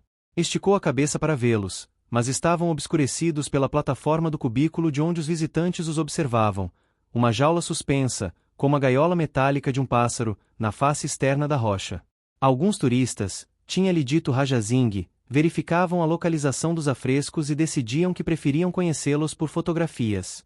Agora, pela primeira vez, Morgan pôde apreciar um dos principais mistérios de Yakagala. Não se tratava de como os afrescos tinham sido pintados, um sistema de andaimes de bambu resolveria o problema, mas o porquê. Uma vez completados, ninguém os poderia ver adequadamente. Da galeria imediatamente abaixo, mostravam-se irremediavelmente acachapados, e da base do rochedo não seriam mais do que manchas de cor, minúsculas e quase irreconhecíveis. Talvez, como já fora sugerido, tivessem um significado puramente religioso ou mágico, como aquelas pinturas paleolíticas encontradas nas profundezas de cavernas quase inacessíveis. Os afrescos teriam de esperar até que chegasse o servente para abrir o elevador. Havia muitas outras coisas para ver. Morgan estava apenas um terço do caminho até o topo, e a galeria ainda subia lentamente, na beirada do rochedo. A parede alta, revestida de gesso amarelo, deu lugar a um parapeito baixo, e Morgan pôde novamente avistar a planície circunvizinha. Lá embaixo, estendiam-se os Jardins das Delícias, e pela primeira vez ele pôde apreciar não somente a escala descomunal, Versalhes seria maior, como também seu hábil planejamento, e a maneira como o fosso e os baluartes externos os protegiam da floresta, mais além. Ninguém sabia quais árvores, arbustos e flores haviam crescido ali nos dias de Kalidasa, mas os lagos artificiais, canais, trilhas e fontes ainda eram exatamente como ele os havia deixado. Ao baixar a vista para aqueles jatos de água dançantes, Morgan lembrou-se subitamente de uma citação do texto da noite anterior: da Taprobana ao paraíso medeiam 40 léguas, dali pode-se ouvir o som das fontes do paraíso. Morgan saboreou mentalmente o som daquelas palavras. As fontes do paraíso. Estaria Kalidasa desejando criar na terra um jardim apropriado aos deuses, a fim de poder reivindicar divindade? Fosse assim, não era de admirar que os sacerdotes o houvessem acusado de blasfêmia, amaldiçoando toda a sua obra. Por fim, a longa galeria, que atravessava toda a face ocidental do rochedo, terminou em outra escadaria íngreme, e dessa vez os degraus eram muito mais largos. Mas o palácio ainda estava muito longe, pois a escada terminou num amplo terraço, evidentemente artificial. Ali estava tudo o que restava do monstro gigantesco e leonino que, no passado, havia dominado a paisagem, despertando terror nos corações de todos os que o contemplavam. Da face da rocha brotavam as patas de uma fera enorme, deitada. Somente as garras mediam metade da altura de um homem. Nada mais restava senão outra escadaria de granito, que subia por entre pilhas de destroços do que devia ter formado a cabeça da criatura. Mesmo em ruínas, a ideia causava assombro. Quem quer que ousasse se aproximar do reduto final do rei, teria de atravessar primeiro a goela do animal. A escalada final da face do penhasco, mais que íngreme, ligeiramente saliente, se fazia por uma série de escadas de ferro, com corrimãos destinados a tranquilizar os mais nervosos. Mas o perigo real ali, tinham avisado, não era vertigem. Enxames de vespas, normalmente plácidas, ocupavam pequenas reentrâncias na rocha, e às vezes os visitantes que faziam barulho excessivo as despertavam, com resultados fatais. 2000 anos antes, aquela face norte do Yakagala fora coberta de muralhas e ameias, a fim de criar um ambiente adequado para a esfinge taprobaniana, e por trás daquelas muralhas havia decerto escadas que davam acesso fácil ao topo. Agora, o tempo e a mão vingativa do homem tudo haviam destruído. Restava somente a rocha nua, marcada com miríades de fendas horizontais e saliências estreitas, que haviam suportado os alicerces da alvenaria desaparecida. De repente, findara a ascensão. Morgan viu-se de pé numa pequena ilha suspensa, a 200 metros de um cenário de árvores e campos, plano em todas as direções, exceto em direção ao sul, onde a cordilheira central quebrava a linha do horizonte. Estava completamente isolado do resto do mundo, mas, no entanto, sentia-se senhor de tudo quanto contemplava. Desde que se vira entre as nuvens, a meio caminho entre a Europa e a África, não conhecera momento igual de êxtase aéreo. Aquela era de fato a moradia de um deus-rei, e as ruínas de seu palácio jaziam ao redor, por toda parte. Um emaranhado de paredes quebradas, das quais nenhuma passava da cintura de um homem, e pilhas de tijolos desgastados pelo tempo e veredas pavimentadas de granito cobriam toda a superfície do planalto, até a borda, que se precipitava no abismo. Morgan podia ver ainda uma enorme cisterna, cavada profundamente na rocha maciça, provavelmente um tanque de armazenamento de água. Enquanto restassem víveres, um punhado de homens resolutos poderiam defender aquele lugar para sempre. Mas se Yakagala pretendera ser realmente uma fortaleza, suas defesas nunca tinham sido postas à prova. O fatídico encontro final de Kalidasa com o irmão tinha ocorrido muito além das muralhas externas. Quase esquecendo-se do tempo, Morgan vagueou por entre as fundações do palácio que, no passado, havia coroado o rochedo. Tentou penetrar na mente do arquiteto, baseando-se no que restava de sua obra. Porque havia uma trilha ali. Aquela escadaria truncada levava a um andar superior? Se aquele recesso na pedra, em forma de ataúde, era uma banheira, de onde vinha a água, e como era drenada? Suas indagações eram de tal forma fascinantes que Morgan se esqueceu por completo do crescente calor do sol, que dardejava de um céu sem nuvens.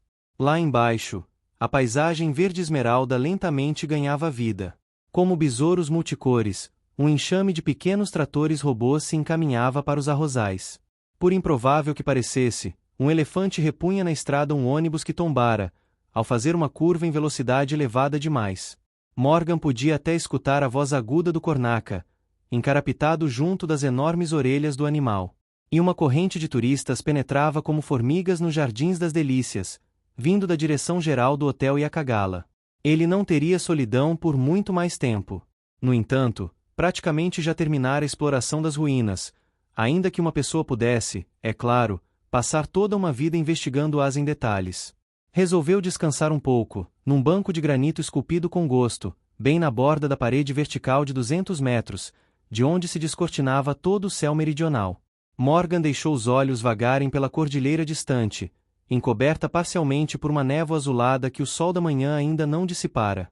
Ao examiná-la casualmente, compreendeu de repente que o que ele supusera ser parte da massa de nuvens não o era. O cone brumoso não era uma formação efêmera de vento e vapor. Não havia como confundir sua simetria perfeita, que se agitava sobre companheiras menores. Por um momento, o choque do reconhecimento esvaziou sua mente, não deixando nela lugar para outra coisa senão o assombro, uma sensação quase supersticiosa. Não percebera que do Yakagala se podia ver a montanha sagrada tão claramente. Mas lá estava ela, emergindo lentamente das sombras da noite, preparando-se para enfrentar um novo dia. E, se ele tivesse êxito, um novo futuro. Morgan conhecia todas as suas dimensões, toda a sua geologia. Ele a mapeara, com base em fotografias estereoscópicas, e a medira por meio de satélites. Mas vê-la pela primeira vez, com seus próprios olhos, transformava-a de súbito numa coisa real. Até agora, tudo não passará de teoria. E, às vezes, nem mesmo isso. Mais de uma vez, nas horas que antecediam a madrugada, Morgan havia despertado de pesadelos em que todo seu projeto parecia uma fantasia absurda, que, longe de dar-lhe fama, o tornaria o palhaço do mundo. Haviam ridicularizado a ponte. O que fariam com relação a seu último sonho? Mas obstáculos humanos nunca o haviam detido antes. Seu verdadeiro antagonista era a natureza, o inimigo amistoso que nunca ludibriava, e que sempre lutava lealmente, jamais deixando, porém, de tirar partido do menor descuido ou omissão. E todas as forças da natureza estavam agora sintetizadas para ele no distante cone azul que conhecia tão bem, mas que ainda tinha de sentir sob os pés. Como Kalidaça tinha feito tantas vezes, naquele mesmo lugar, Morgan lançou um olhar sobre a fértil planície verde, medindo o desafio e planejando sua estratégia. Para Kalidaça, Sirikanda representava tanto o poder do sacerdócio como o poder dos deuses, que conspirava contra ele. Agora, os deuses haviam desaparecido, mas os sacerdotes permaneciam.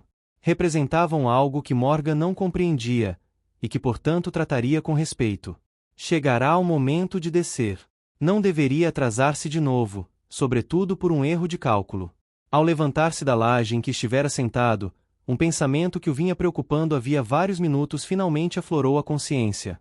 Era estranho ter se colocado um banco tão decorado, com seus pés em forma de elefantes, de fatura tão delicada, na borda do precipício. Morgan jamais tinha sido capaz de resistir a tal desafio intelectual. Debruçando-se sobre o abismo, ele mais uma vez tentou sintonizar sua mente de engenheiro com a do colega, morto 2000 anos antes. Capítulo 8. Malgara. Nem mesmo seus companheiros mais chegados puderam interpretar a expressão no rosto do príncipe Malgara, quando ele, pela última vez, fitou o irmão que havia compartilhado sua infância. O campo de batalha estava silencioso, agora. Até os gritos dos feridos tinham sido silenciados com ervas medicinais ou um golpe mais potente de espada. Depois de um longo instante, o príncipe voltou-se para o vulto de manto amarelo a seu lado. Tu o coroaste, venerável Bodhidharma. Podes prestar-lhe agora mais um serviço. Que ele receba honras de rei. Por um momento, o prelado não respondeu.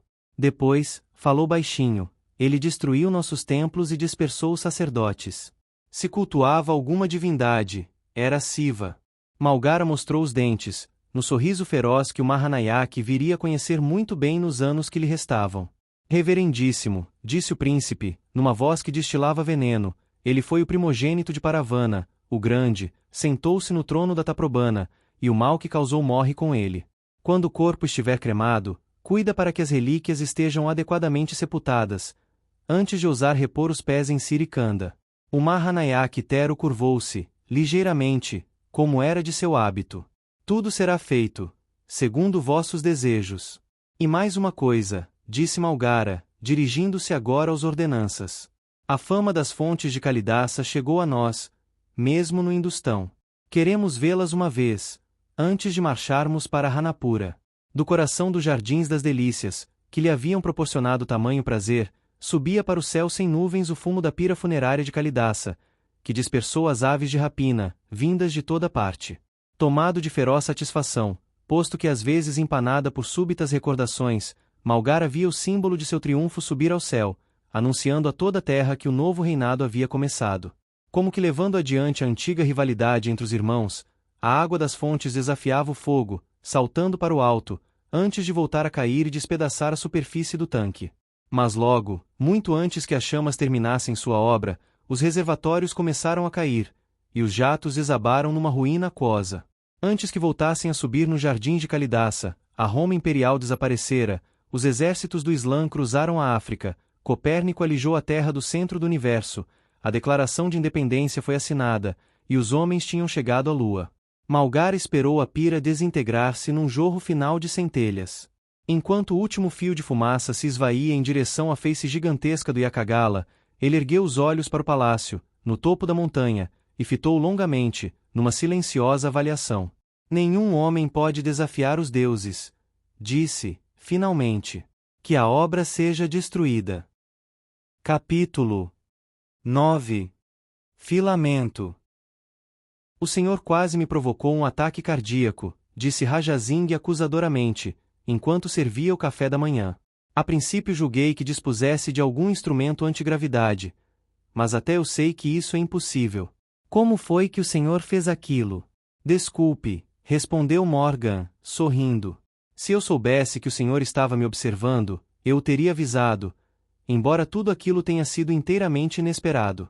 Eu tencionava apenas dar um passeio pelo rochedo, mas depois fiquei intrigado com aquele banco de pedra. Imaginei por que estaria na beirada do precipício, e comecei a explorar. Não há mistério nenhum. Antigamente, havia um piso saliente, provavelmente de madeira, e um lance de escadas levava aos afrescos, descendo do topo. Ainda se podem ver marcas onde a escadaria estava presa na rocha.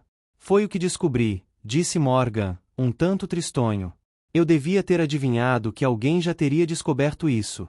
Há 250 anos, pensou Rajazing. Aquele inglês enérgico e maluco, Arnold Lettrige, o primeiro diretor de arqueologia da Taprobana. Ele próprio desceu pela parede do rochedo, exatamente como o senhor fez. Bem, não exatamente. Morgan estava mostrando a caixa de metal que lhe havia permitido aquele milagre. Só se viam nela alguns botões e um pequeno mostrador. Não havia nada que indicasse não tratar-se de um simples aparelho de comunicação. É isso aqui, disse ele, com orgulho. Como o senhor me viu fazer uma caminhada vertical de 100 metros, deve estar bem a par de como funciona. O bom senso me deu uma resposta, mas nem meu excelente telescópio pôde confirmá-la. Poderia ter jurado que não havia nada sustentando o senhor. Não era essa a demonstração que pretendia fazer, mas deve ter sido eficiente. Agora, por favor, quero fazer minha demonstração normal. Segure este anel com o dedo. Rajazing hesitou. Morgan estava segurando o pequeno segmento toroidal, mais ou menos o dobro do tamanho de uma aliança comum, quase como se fosse eletrificado. Não vou levar um choque. Um choque, não. Mas talvez uma surpresa. Tente puxá-lo de mim. Um tanto receoso, Rajazing pegou o anel, e quase o largou. O anel parecia vivo. Estava puxando na direção de Morgan, ou, antes, da caixa que o engenheiro segurava. Depois, a caixa emitiu um leve som, e Rajazing sentiu o dedo ser puxado para frente por alguma força misteriosa. Magnetismo? Perguntou-se. Claro que não. Nenhum ímã funcionaria daquela forma. Sua teoria provisória, mas improvável, estava correta. Na verdade, não havia outra explicação. Estavam empenhados num cabo de guerra dos mais comuns, mas com uma corda invisível. Embora Rajazing se esforçasse, não conseguia ver nenhum sinal de fio entre o anel que ele prendia no dedo e a caixa que Morgan estava operando, como um pescador que enrolasse a carretilha. Estendeu a mão para explorar o espaço aparentemente vazio, mas o engenheiro a deteve rapidamente. Desculpe-me, disse. Todo mundo tenta fazer isso, quando percebe o que está acontecendo. O senhor se cortaria gravemente. Quer dizer que existe mesmo um fio invisível. Interessante. Mas para que serve, além de mágicas de salão? Morgan sorriu. Não posso culpá-lo por chegar a essa conclusão. É a reação comum. Mas trata-se de um engano. A razão pela qual não pode ver o fio é que ele tem uma espessura de apenas alguns microns. Muito mais fino do que uma teia de aranha. Desta vez, pensou Rajazing, vinha calhar um adjetivo já desgastado pelo uso. Isso é incrível. Mas o que é? O resultado de mais ou menos 200 anos de evolução da física do estado sólido. Para fins práticos, isso basta. É um cristal de diamante pseudo-unidimensional contínuo, mas não se trata, na verdade, de carbono puro. Há vários elementos residuais, em quantidades cuidadosamente controladas. Só pode ser produzido em massa nas fábricas orbitais, onde não há gravidade que interfira com o processo de desdobramento. Fascinante, murmurou Rajazing, quase para si mesmo. Deu alguns puxões no anel enganchado no dedo, a fim de verificar se a tensão persistia e se não estava sofrendo alucinações. Entendo que isso possa ter muitíssimas aplicações técnicas. Seria um excelente cortador de queijo. Morgan riu. Um homem pode abater uma árvore com isso, em poucos minutos. mas seu uso é traiçoeiro, até perigoso. Tivemos de desenhar dispensadores especiais para enrolá-lo e desenrolá-lo. Nós o chamamos de fiandeiras. Esta aqui é mecânica, feita para fins de demonstração. O motor pode erguer cerca de 200 quilos, e sempre encontro novas utilidades para ele. O que fiz hoje de manhã, por exemplo, foi uma delas. Quase relutantemente, Rajazing largou o anel. Ele começou a cair, mas pôs-se a oscilar como um pêndulo, de um lado para outro, sem nenhum meio visível de sustentação, até Morgan apertar um botão e a fiandeira o recolher com um zumbido. O senhor não viajou tanto, Dr. Morgan, apenas para me impressionar com a última maravilha da ciência, ainda que eu esteja realmente impressionado. Gostaria de saber o que isso tem a ver comigo. Muita coisa, senhor embaixador, respondeu o engenheiro, pondo-se de repente igualmente sério e formal. O senhor tem toda a razão ao prever que esse material terá muitas aplicações, algumas das quais só agora começamos a prever. E uma delas, para o bem ou para o mal, transformará sua plácida ilha no centro do mundo. Não somente do mundo, mas de todo o sistema solar. Graças a este filamento, Taprobana será o trampolim para todos os planetas. E um dia, talvez, para as estrelas. Capítulo 10. A Ponte Suprema. Poe e Maxine eram dois de seus melhores e mais antigos amigos, mas até esse momento nunca se haviam encontrado. Ao que Rajazing sabia, jamais tinham trocado qualquer comunicação. Havia pouca razão para contatos entre eles. Ninguém, fora da Taprobana, já ouvirá falar do professor Sarat, mas todo o sistema solar reconheceria imediatamente o rosto ou a voz de Maxine Duval. Seus dois convidados estavam reclinados nas poltronas da biblioteca, enquanto Rajazing permanecia junto do painel principal da casa. Todos os três olhavam para a quarta figura, em pé e imóvel. Imóvel demais. Um visitante do passado, que desconhecesse os milagres eletrônicos cotidianos daquela era, poderia concluir, após alguns segundos, que estava contemplando um boneco de ser esculpido com perfeição. No entanto, um exame mais atento revelaria dois fatos desconcertantes. O boneco era suficientemente transparente para que luzes fortes fossem claramente visíveis através dele, e seus pés se desfocavam alguns centímetros acima do tapete. "Reconhece esse homem?" perguntou Rajazing. "Nunca o vi na vida", respondeu Sarat imediatamente. "É bom que seja importante, já que me fez voltar de Maharamba. Estávamos prestes a abrir a Câmara das Relíquias. E eu tive de abandonar meu trimarã no começo das regatas no Lago Saladino", disse Maxine Duval, com sua famosa voz de contralto, que encerrava a dose exata de enfado para pôr qualquer pessoa mais suscetível que o professor Sarat em seu lugar. "E eu o conheço, é claro. Por acaso quer construir uma ponte da Taprobana ao Hindustão?" Rajazing riu. "Não. Faz 2 séculos que temos uma estrada perfeitamente satisfatória. E sinto muito ter arrastado vocês dois até aqui. Muito embora você, Maxine, prometa vir faz 20 anos. "É verdade", suspirou ela. "Mas tenho de passar tanto tempo no estúdio que às vezes me esqueço de que existe um mundo real lá fora, ocupado por cerca de 5.000 amigos e 50 milhões de conhecidos íntimos. Em qual categoria você colocaria o Dr. Morgan? Eu já estive com ele. Umas 3 ou 4 vezes. Tivemos uma entrevista especial quando a ponte terminou. É uma pessoa muito interessante." Partindo de Maxine Duval, pensou Rajazing, isso era uma verdadeira consagração. Fazia mais de 30 anos que ela era, talvez, o membro mais respeitado de sua exaustiva profissão, que lhe concederá todas as honrarias possíveis. O prêmio Pulitzer, o troféu Global Times, a medalha David Frost, e tudo isso era apenas a ponta do iceberg. Só recentemente voltará ao trabalho ativo, depois de passar 2 anos como mestre de jornalismo eletrônico na Universidade de Colômbia. Tudo isso a acalmara um pouco, embora não lhe tivesse tirado a energia. Maxine Duval não era mais a chauvinista, às vezes feroz, que certa vez observara: já que as mulheres conseguem produzir bebês, é de se presumir que a natureza tenha dado aos homens algum talento como compensação. Mas, no momento, não imagino qual seja. "Desculpe-me pela regata", disse Rajazing, "mas notei que o Marlin III ganhou com folga sem você. Acho que admitirá que isso é mais importante. Mas vamos deixar que Morgan fale por si mesmo." Soltou o botão pausa no projetor, e a estátua congelada imediatamente ganhou vida. "Meu nome é Vannevar Morgan. Sou engenheiro-chefe da Divisão Terrestre da Construção Terráquea. Meu último projeto foi a Ponte de Gibraltar. Agora desejo falar sobre uma coisa incomparavelmente mais ambiciosa. Raja Singh olhou em torno da sala. Morgan os havia fascinado, tal como ele esperara. Recostou-se na poltrona e ficou à espera de que fosse apresentado o plano, já familiar, mas ainda quase inacreditável. Era esquisito, pensou, que se aceitassem prontamente as convenções da projeção, desprezando-se enormes falhas dos controles vertical e nível.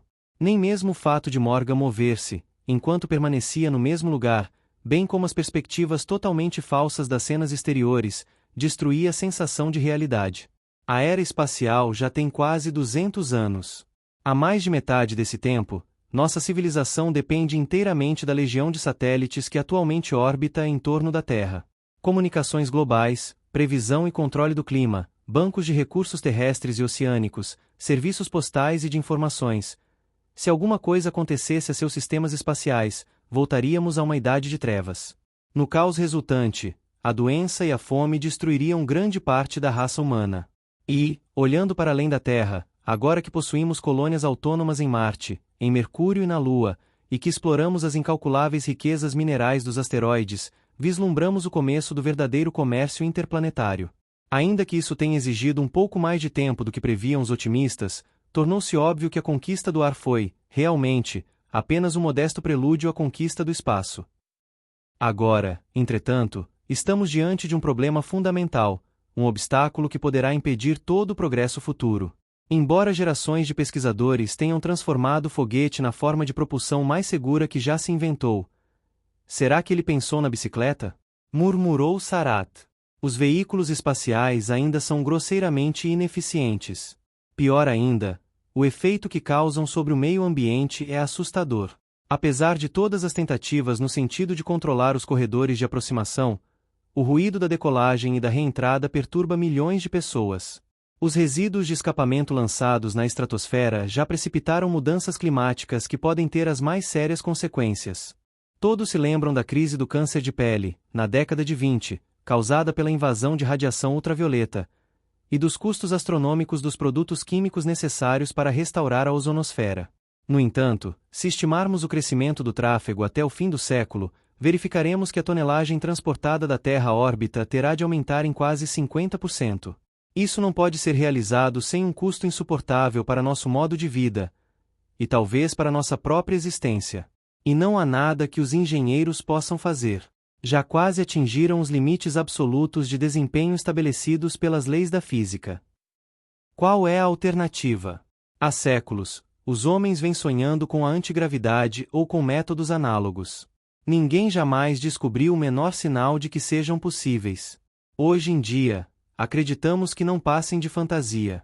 No entanto, na própria década em que se lançou o primeiro satélite, um imaginoso engenheiro russo concebeu um sistema que tornaria o foguete obsoleto.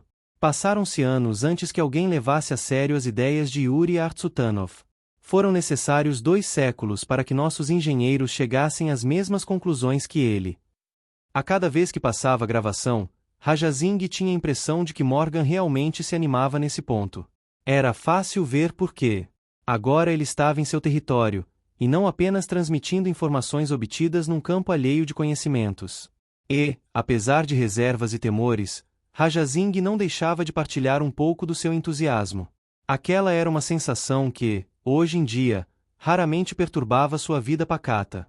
Saiam de casa, em qualquer noite clara, continuava Morgan, e verão aquela maravilha cotidiana do nosso tempo, os astros que nunca nascem ou se põem, mas que permanecem fixos no céu.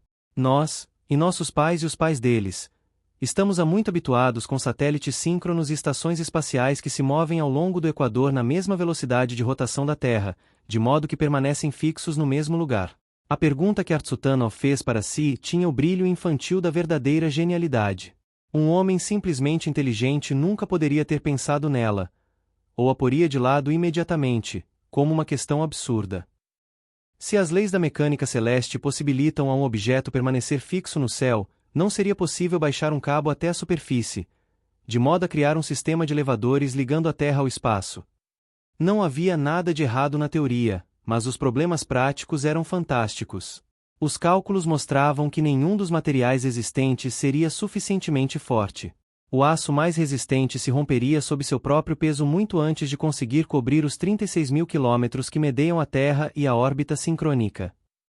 Contudo, os melhores aços não se encontravam sequer perto dos limites teóricos de resistência. Em escala microscópica, tinham sido criados, em laboratório, materiais com resistência à ruptura muito maior. Se pudessem ser produzidos em massa, o sonho de Artsutanov poderia tornar-se realidade, e os custos do transporte espacial se transformariam inteiramente. Antes do fim do século XX, materiais superresistentes, chamados hiperfilamentos, tinham começado a sair dos limites dos laboratórios. No entanto, eram tremendamente caros, e custavam muitas vezes seu peso em ouro. Milhões de toneladas seriam necessários para construir um sistema capaz de transportar todo o tráfego oriundo da Terra. E, por isso, o sonho continuou a ser um sonho. Isso até alguns meses atrás. Hoje, as fábricas no espaço podem produzir quantidades praticamente ilimitadas de hiperfilamento. Enfim, podemos construir o elevador espacial, a torre orbital, como prefiro chamá-la. Porque, num certo sentido, é uma torre que se elevará através da atmosfera, prosseguindo, além, muito além. Morgan desapareceu, como um fantasma que tivesse sido subitamente exorcizado. Foi substituído por uma terra do tamanho de uma bola de futebol, que girava lentamente. A uma distância de um braço dela, girando sempre sobre o mesmo ponto acima do Equador, uma estrela brilhante marcava a localização de um satélite síncrono. Começaram a sair da estrela dois pincéis de luz, um em direção à Terra, o outro na direção oposta, para o espaço. Quando construímos uma ponte, continuou a voz desencarnada de Morgan, começamos das duas extremidades, e os dois lados se encontram no meio. Com a torre orbital, sucede o contrário. Tem-se de construir para cima e para baixo simultaneamente, a partir do satélite síncrono, obedecendo a um programa cuidadoso. O truque consiste em manter o centro de gravidade da estrutura sempre equilibrado no ponto estacionário. Se não fizermos isso, a estrutura passará para uma outra órbita, e começará a baixar lentamente em direção à Terra. A linha de luz que descia atingiu o Equador. No mesmo momento, cessou também o progresso da linha que caminhava para o espaço. A altura total terá de ser pelo menos de 40 mil quilômetros, e os últimos 100, atravessando a atmosfera, poderão constituir a parte mais crítica, pois aí a torre estará sujeita a furacões. Não ficará estável antes de ser ancorada seguramente ao solo. E então, pela primeira vez na história, teremos uma escadaria para o céu, uma ponte até as estrelas. Um simples sistema de elevador, impulsionado por eletricidade, uma fonte barata de energia, substituirá os barulhentos e dispendiosos foguetes, que passarão a ser usados somente para sua função correta, a de transporte para o espaço distante. Aqui está um possível desenho da torre orbital. A imagem da Terra girando desapareceu, enquanto a câmara se precipitava em direção à torre, atravessando as paredes para revelar a seção transversal da estrutura. Os senhores podem ver que ela consiste em 4 tubos idênticos, 2 para o tráfego de subida, e 2 para o de descida. Podemos pensar nela como uma ferrovia ou um metrô vertical, da Terra para uma órbita sincrônica. Cápsulas para passageiros, cargas e combustível subiriam e desceriam pelos tubos a uma velocidade de vários milhares de quilômetros por hora. Estações de energia de fusão, a intervalos, proporcionariam toda a energia necessária. Uma vez que cerca de 90% dessa energia seria recuperada, o custo por passageiro seria de apenas alguns dólares. Pois, quando as cápsulas caírem em direção à Terra novamente, seus motores atuarão como freios magnéticos, gerando eletricidade. Ao contrário das naves convencionais, não desperdiçarão toda a energia aquecendo a atmosfera e provocando estrondos supersônicos. Essa energia será bombeada novamente para o sistema. Podemos dizer que os trens de descida serão os propulsores dos trens de subida. De modo que, mesmo fazendo-se a estimativa mais pessimista possível, o elevador será 100 vezes mais eficiente do que qualquer foguete. E não há praticamente qualquer limite para o tráfego que poderá movimentar, pois tubos adicionais poderiam ser acrescentados conforme as necessidades. Se algum dia um total de 1 milhão de pessoas por dia desejar visitar a Terra, ou sair dela, a torre orbital poderá movimentar esse tráfego. Afinal, os metros de nossas grandes cidades, em certa época, faziam a mesma coisa. Raja Singh apertou um botão, interrompendo Morgan no meio de uma frase. O resto é bastante técnico. Ele explica que a torre poderá atuar como um estilingue cósmico, enviando cargas para a Lua e os planetas sem o uso de qualquer foguete. Mas creio que já viram o suficiente para formar uma ideia geral. Estou estupefato, como era de se esperar, disse o professor Sarat. Mas, afinal, o que isso tem a ver comigo? Ou com você, aliás? Tudo a seu devido tempo, Paul. Algum comentário, Maxine? Talvez eu tenha mesmo de perdoá-lo. Esta poderá ser uma das grandes reportagens da década, ou do século. Mas por que a pressa? E, sobretudo, o segredo? Está acontecendo muita coisa que não compreendo, e é nesse ponto que você pode me ajudar. Desconfio que Morgan esteja travando uma batalha em muitas frentes. Ele está planejando um anúncio público no futuro próximo, mas não quer tomar nenhuma iniciativa até ter certeza do terreno em que está pisando. Ele me fez essa exposição sob a condição de que não seria passada ao público. É por isso que lhe pedi que viesse até aqui. Ele sabe desse nosso encontro? Claro. Na verdade, ficou muito satisfeito ao saber que eu pretendia conversar com você, Maxine. Evidentemente, confia em você, e gostaria de tê-la como aliada. E quanto a você, Paul, garanti a ele que seria capaz de manter um segredo durante 6 dias sem ter uma apoplexia. Somente se houver uma excelente razão para isso. Começo a entender, disse Maxine Duval. Muitas coisas estavam me intrigando, mas agora começam a fazer sentido. Em primeiro lugar, isso é um projeto espacial. Morgan é engenheiro-chefe da parte terrestre. E daí? Ora, Johann, pense nas lutas burocráticas, quando os projetistas de foguetes e a indústria aeroespacial souberem disso. Impérios de trilhões de dólares estarão ameaçados de falência total, só para começar. Se ele não tiver muito cuidado, dirão a Morgan, obrigado por tudo, mas, agora, quem comanda o espetáculo somos nós.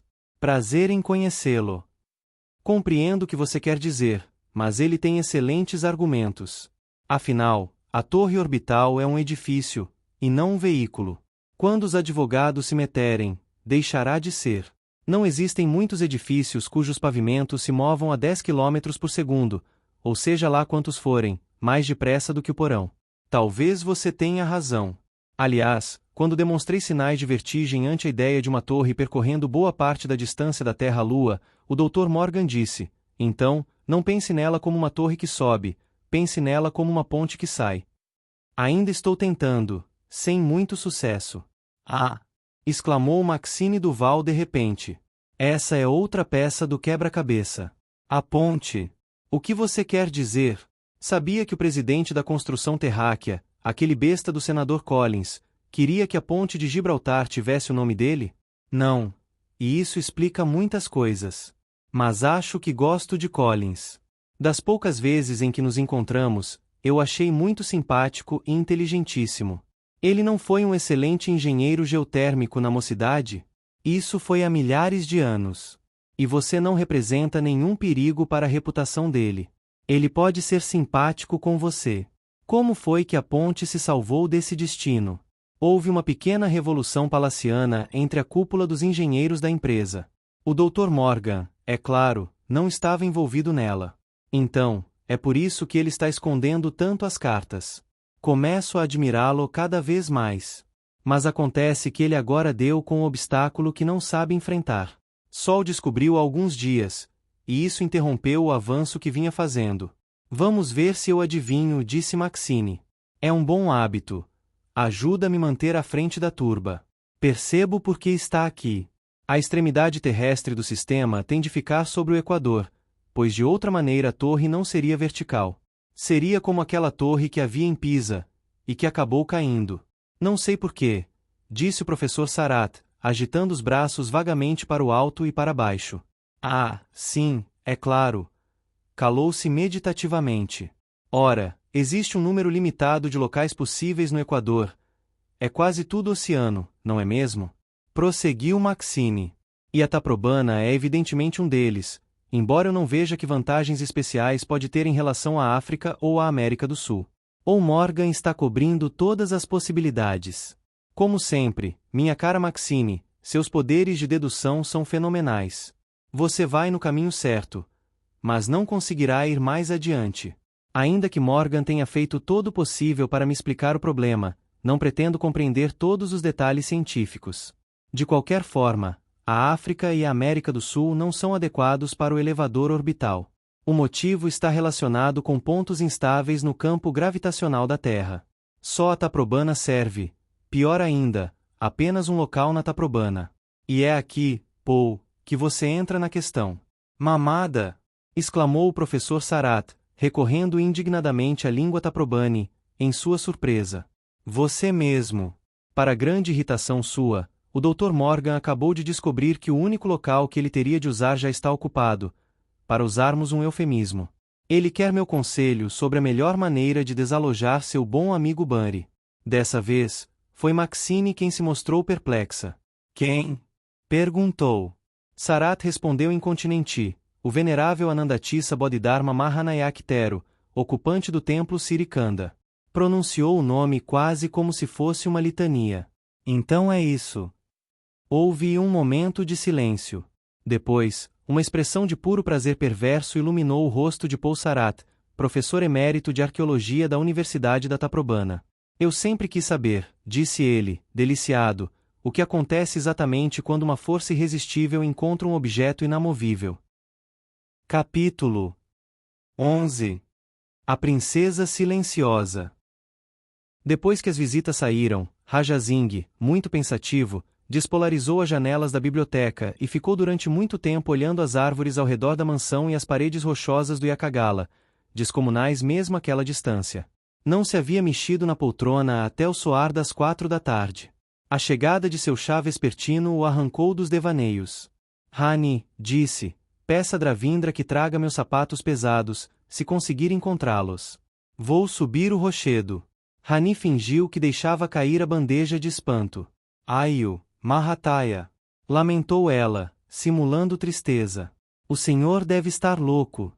Lembra-se do que o Dr. M. Jefferson lhe disse. Aquele escocês sempre lê meu eletrocardiograma de trás para frente.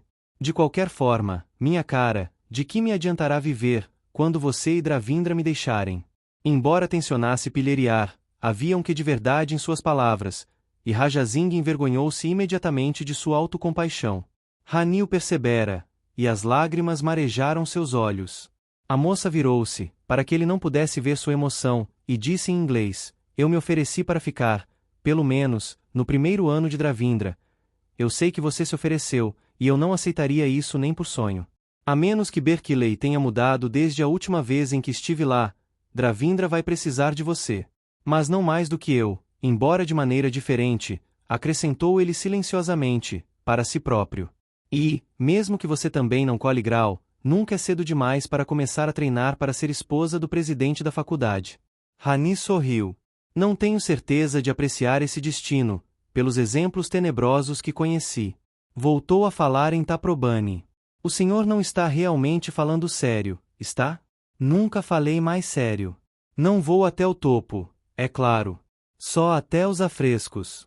Faz 5 anos que não os vejo. Se deixar passar muito mais tempo. Não havia necessidade de completar a frase. Rani estudou em silêncio por alguns instantes, e depois concluiu que seria inútil argumentar. Vou dizer a Dravindra, disse. E a Jaya também. Para o caso de eles terem de carregá-lo de volta. Muito bem. Mas estou certo de que Dravindra seria capaz de resolver tudo sozinho. Rani dirigiu-lhe um sorriso feliz, onde se misturava orgulho e prazer. Aquele casal, pensou Raja Singh com afeição, tinha sido sua sorte grande, e esperava que os 2 anos em que haviam prestado um serviço social lhes tivessem sido tão agradáveis como tinham sido para ele. Naquela era, criados pessoais eram os mais raros dos luxos, só acessíveis a homens de mérito extraordinário. Raja Singh não conhecia outras pessoas, na vida privada, que os tivessem. Para conservar sua energia, atravessou os Jardins das Delícias num triciclo solar. Dravindra e Jaya preferiram caminhar, alegando que assim andariam mais depressa. Tinham razão, mas podiam seguir por atalhos. Raja Singh subiu muito lentamente, parando várias vezes para respirar, até chegar ao longo corredor da galeria inferior, onde a muralha do espelho seguia paralela à face do rochedo. Observada pelos costumeiros turistas curiosos, Uma jovem arqueóloga de um país africano estava buscando inscrições nas paredes, com a ajuda de um poderoso refletor oblíquo. Raja Singh teve vontade de adverti-la de que sua possibilidade de fazer uma nova descoberta era praticamente nula. Paul Sarat tinha passado 20 anos esquadrinhando cada milímetro quadrado da superfície, e as inscrições de Akagala, em 3 volumes, eram uma obra monumental de erudição que jamais seria suplantada, pelo menos porque nunca apareceria outra pessoa com a mesma capacidade de ler inscrições em Taprobane arcaico. Ambos eram jovens quando Paul começou o trabalho que ocuparia toda a sua vida. Raja Singh lembrava-se de ter estado naquele mesmo lugar, enquanto então vice-assistente de epigrafia do Departamento de Arqueologia copiava as marcas quase indecifráveis gravadas no gesso amarelo, e traduzia os poemas endereçados às beldades pintadas na rocha. Depois de tantos séculos, os versos ainda despertavam ecos no coração humano. Eu sou Tissa, capitão da guarda. Caminhei 50 léguas para ver as que têm olhos de corça, mas elas não me falam. Será isso gentil? Que permaneçais aqui por 1000 anos, como a lebre que o rei dos deuses pintou na lua. Sou o sacerdote Maindra da Vihara de Tuparama. Aquela esperança tinha sido em parte cumprida, em parte negada. As damas da rocha já estavam ali 2 vezes o tempo imaginado pelo clérigo, e haviam alcançado uma era que ele jamais teria imaginado em sonhos desvairados. Mas quão poucas restavam! Algumas das inscrições referiam-se a 500 donzelas de pele dourada. Mesmo admitindo-se uma apreciável licença poética, era evidente que nem 1/10 dos afrescos originais havia escapado à fúria do tempo ou da malevolência do homem. Mas as 20 que sobravam estavam agora protegidas para sempre, com sua beleza armazenada em inúmeros filmes, fitas e cristais. Certamente, haviam sobrevivido a um orgulhoso escriba, que julgara inteiramente desnecessário inscrever seu nome. Ordenei que a estrada fosse limpa, para que peregrinos vissem as lindas donzelas na encosta. Eu sou o rei. Raja Singh, ele próprio portador de um nome real, e sem dúvida hospedeiro de muitos genes reais, havia, no decurso daqueles anos, pensado frequentemente nessas palavras. Elas demonstravam à perfeição a natureza efêmera do poder e a inutilidade da ambição. Eu sou o rei. Ah, mas qual rei? O monarca que reinará entre aquelas lajes de granito, novas então, há 800 anos, era provavelmente um homem capaz e inteligente. Mas não conseguiu conceber a ideia de que chegaria um tempo em que estaria dissolvido num anonimato tão grande quanto de seus mais humildes súditos. Descobrir a autoria daquelas linhas era agora impossível. Pelo menos uma dezena de soberanos poderia ter inscrito aqueles versos altivos. Alguns haviam reinado durante anos, outros, apenas durante semanas, e na verdade poucos tinham morrido pacificamente em seus leitos. Ninguém jamais saberia se o rei que julgara desnecessário dizer seu nome era Mahatissa II, ou Batikabaya, ou Vijayakumara III, ou Gajabalkagamani, ou Kandamukasiva, ou ainda Mogalanaí, ou Kitizena, ou Sirisangabode, ou mesmo outro monarca, nem sequer mencionado na longa e emaranhada história da Taprobana. O servente que operava o pequeno elevador ficou atônito ao se ver diante de tão eminente visitante, e saudou Raja Singh com reverência. Enquanto a gaiola subia lentamente os 15 metros, Raja Singh se lembrou de quando a trocava pela escadaria em espiral, pela qual Dravindra e Jaya subiam agora as carreiras, na exuberância descuidada da juventude. O elevador deteve-se com um estalo, e Raja Singh saiu para a pequena plataforma de aço que se projetava da face do penhasco. Abaixo e atrás dele, estendiam-se 100 metros de espaço vazio, mas a forte rede de aço proporcionava ampla segurança. Nem mesmo o mais determinado suicida conseguiria escapar da gaiola, suficiente para 12 pessoas, passando para o lado inferior da onda de pedra, que arrebentava eternamente. Ali, naquele recorte, acidental, onde a rocha formava uma caverna rasa, protegendo-a assim dos elementos, viam-se as sobreviventes da corte celestial do rei. Raja Singh saudou-a silenciosamente, e depois afundou-se com gratidão na cadeira que lhe era oferecida pelo guia oficial. Eu gostaria de ficar a sós por 10 minutos, disse ele. Jaya, Dravindra, vejam se conseguem afastar os turistas. Seus companheiros o olharam com uma expressão de dúvida. O mesmo fez o guia, que tinha recomendações para nunca deixar os afrescos sem vigilância. Mas, como sempre, o embaixador Raja Singh obteve o que queria, sem sequer precisar levantar a voz. Ayub Bova, saudou ele as figuras silenciosas, quando finalmente ficou sozinho. Sinto muito tê-las abandonado por tanto tempo. Esperou polidamente uma resposta, mas elas não lhe prestaram mais atenção do que a todos os seus outros admiradores, nos últimos 20 séculos. Raja Singh não perdeu o ânimo. Estava habituado àquela indiferença. Na verdade, ela aumentava o encanto das damas. Estou com um problema, queridas, continuou. Vocês viram chegar e partir todos os invasores da Taprobana, desde o tempo de Kalidasa. Viram a selva correr como uma maré em torno do Yakagala, e depois ceder ante o machado e o arado. Mas nada realmente mudou em todos esses anos. A natureza foi amável para com a pequena Taprobana, como também a história, que a deixou em paz. Agora, os séculos de calma podem estar chegando ao fim. Nossa terra poderá tornar-se o centro do mundo, de muitos mundos. A grande montanha que vocês vêm contemplando há tanto tempo, lá no sul, poderá ser a chave para o universo. Se for assim, a Taprobana que conhecemos e que amamos deixará de existir.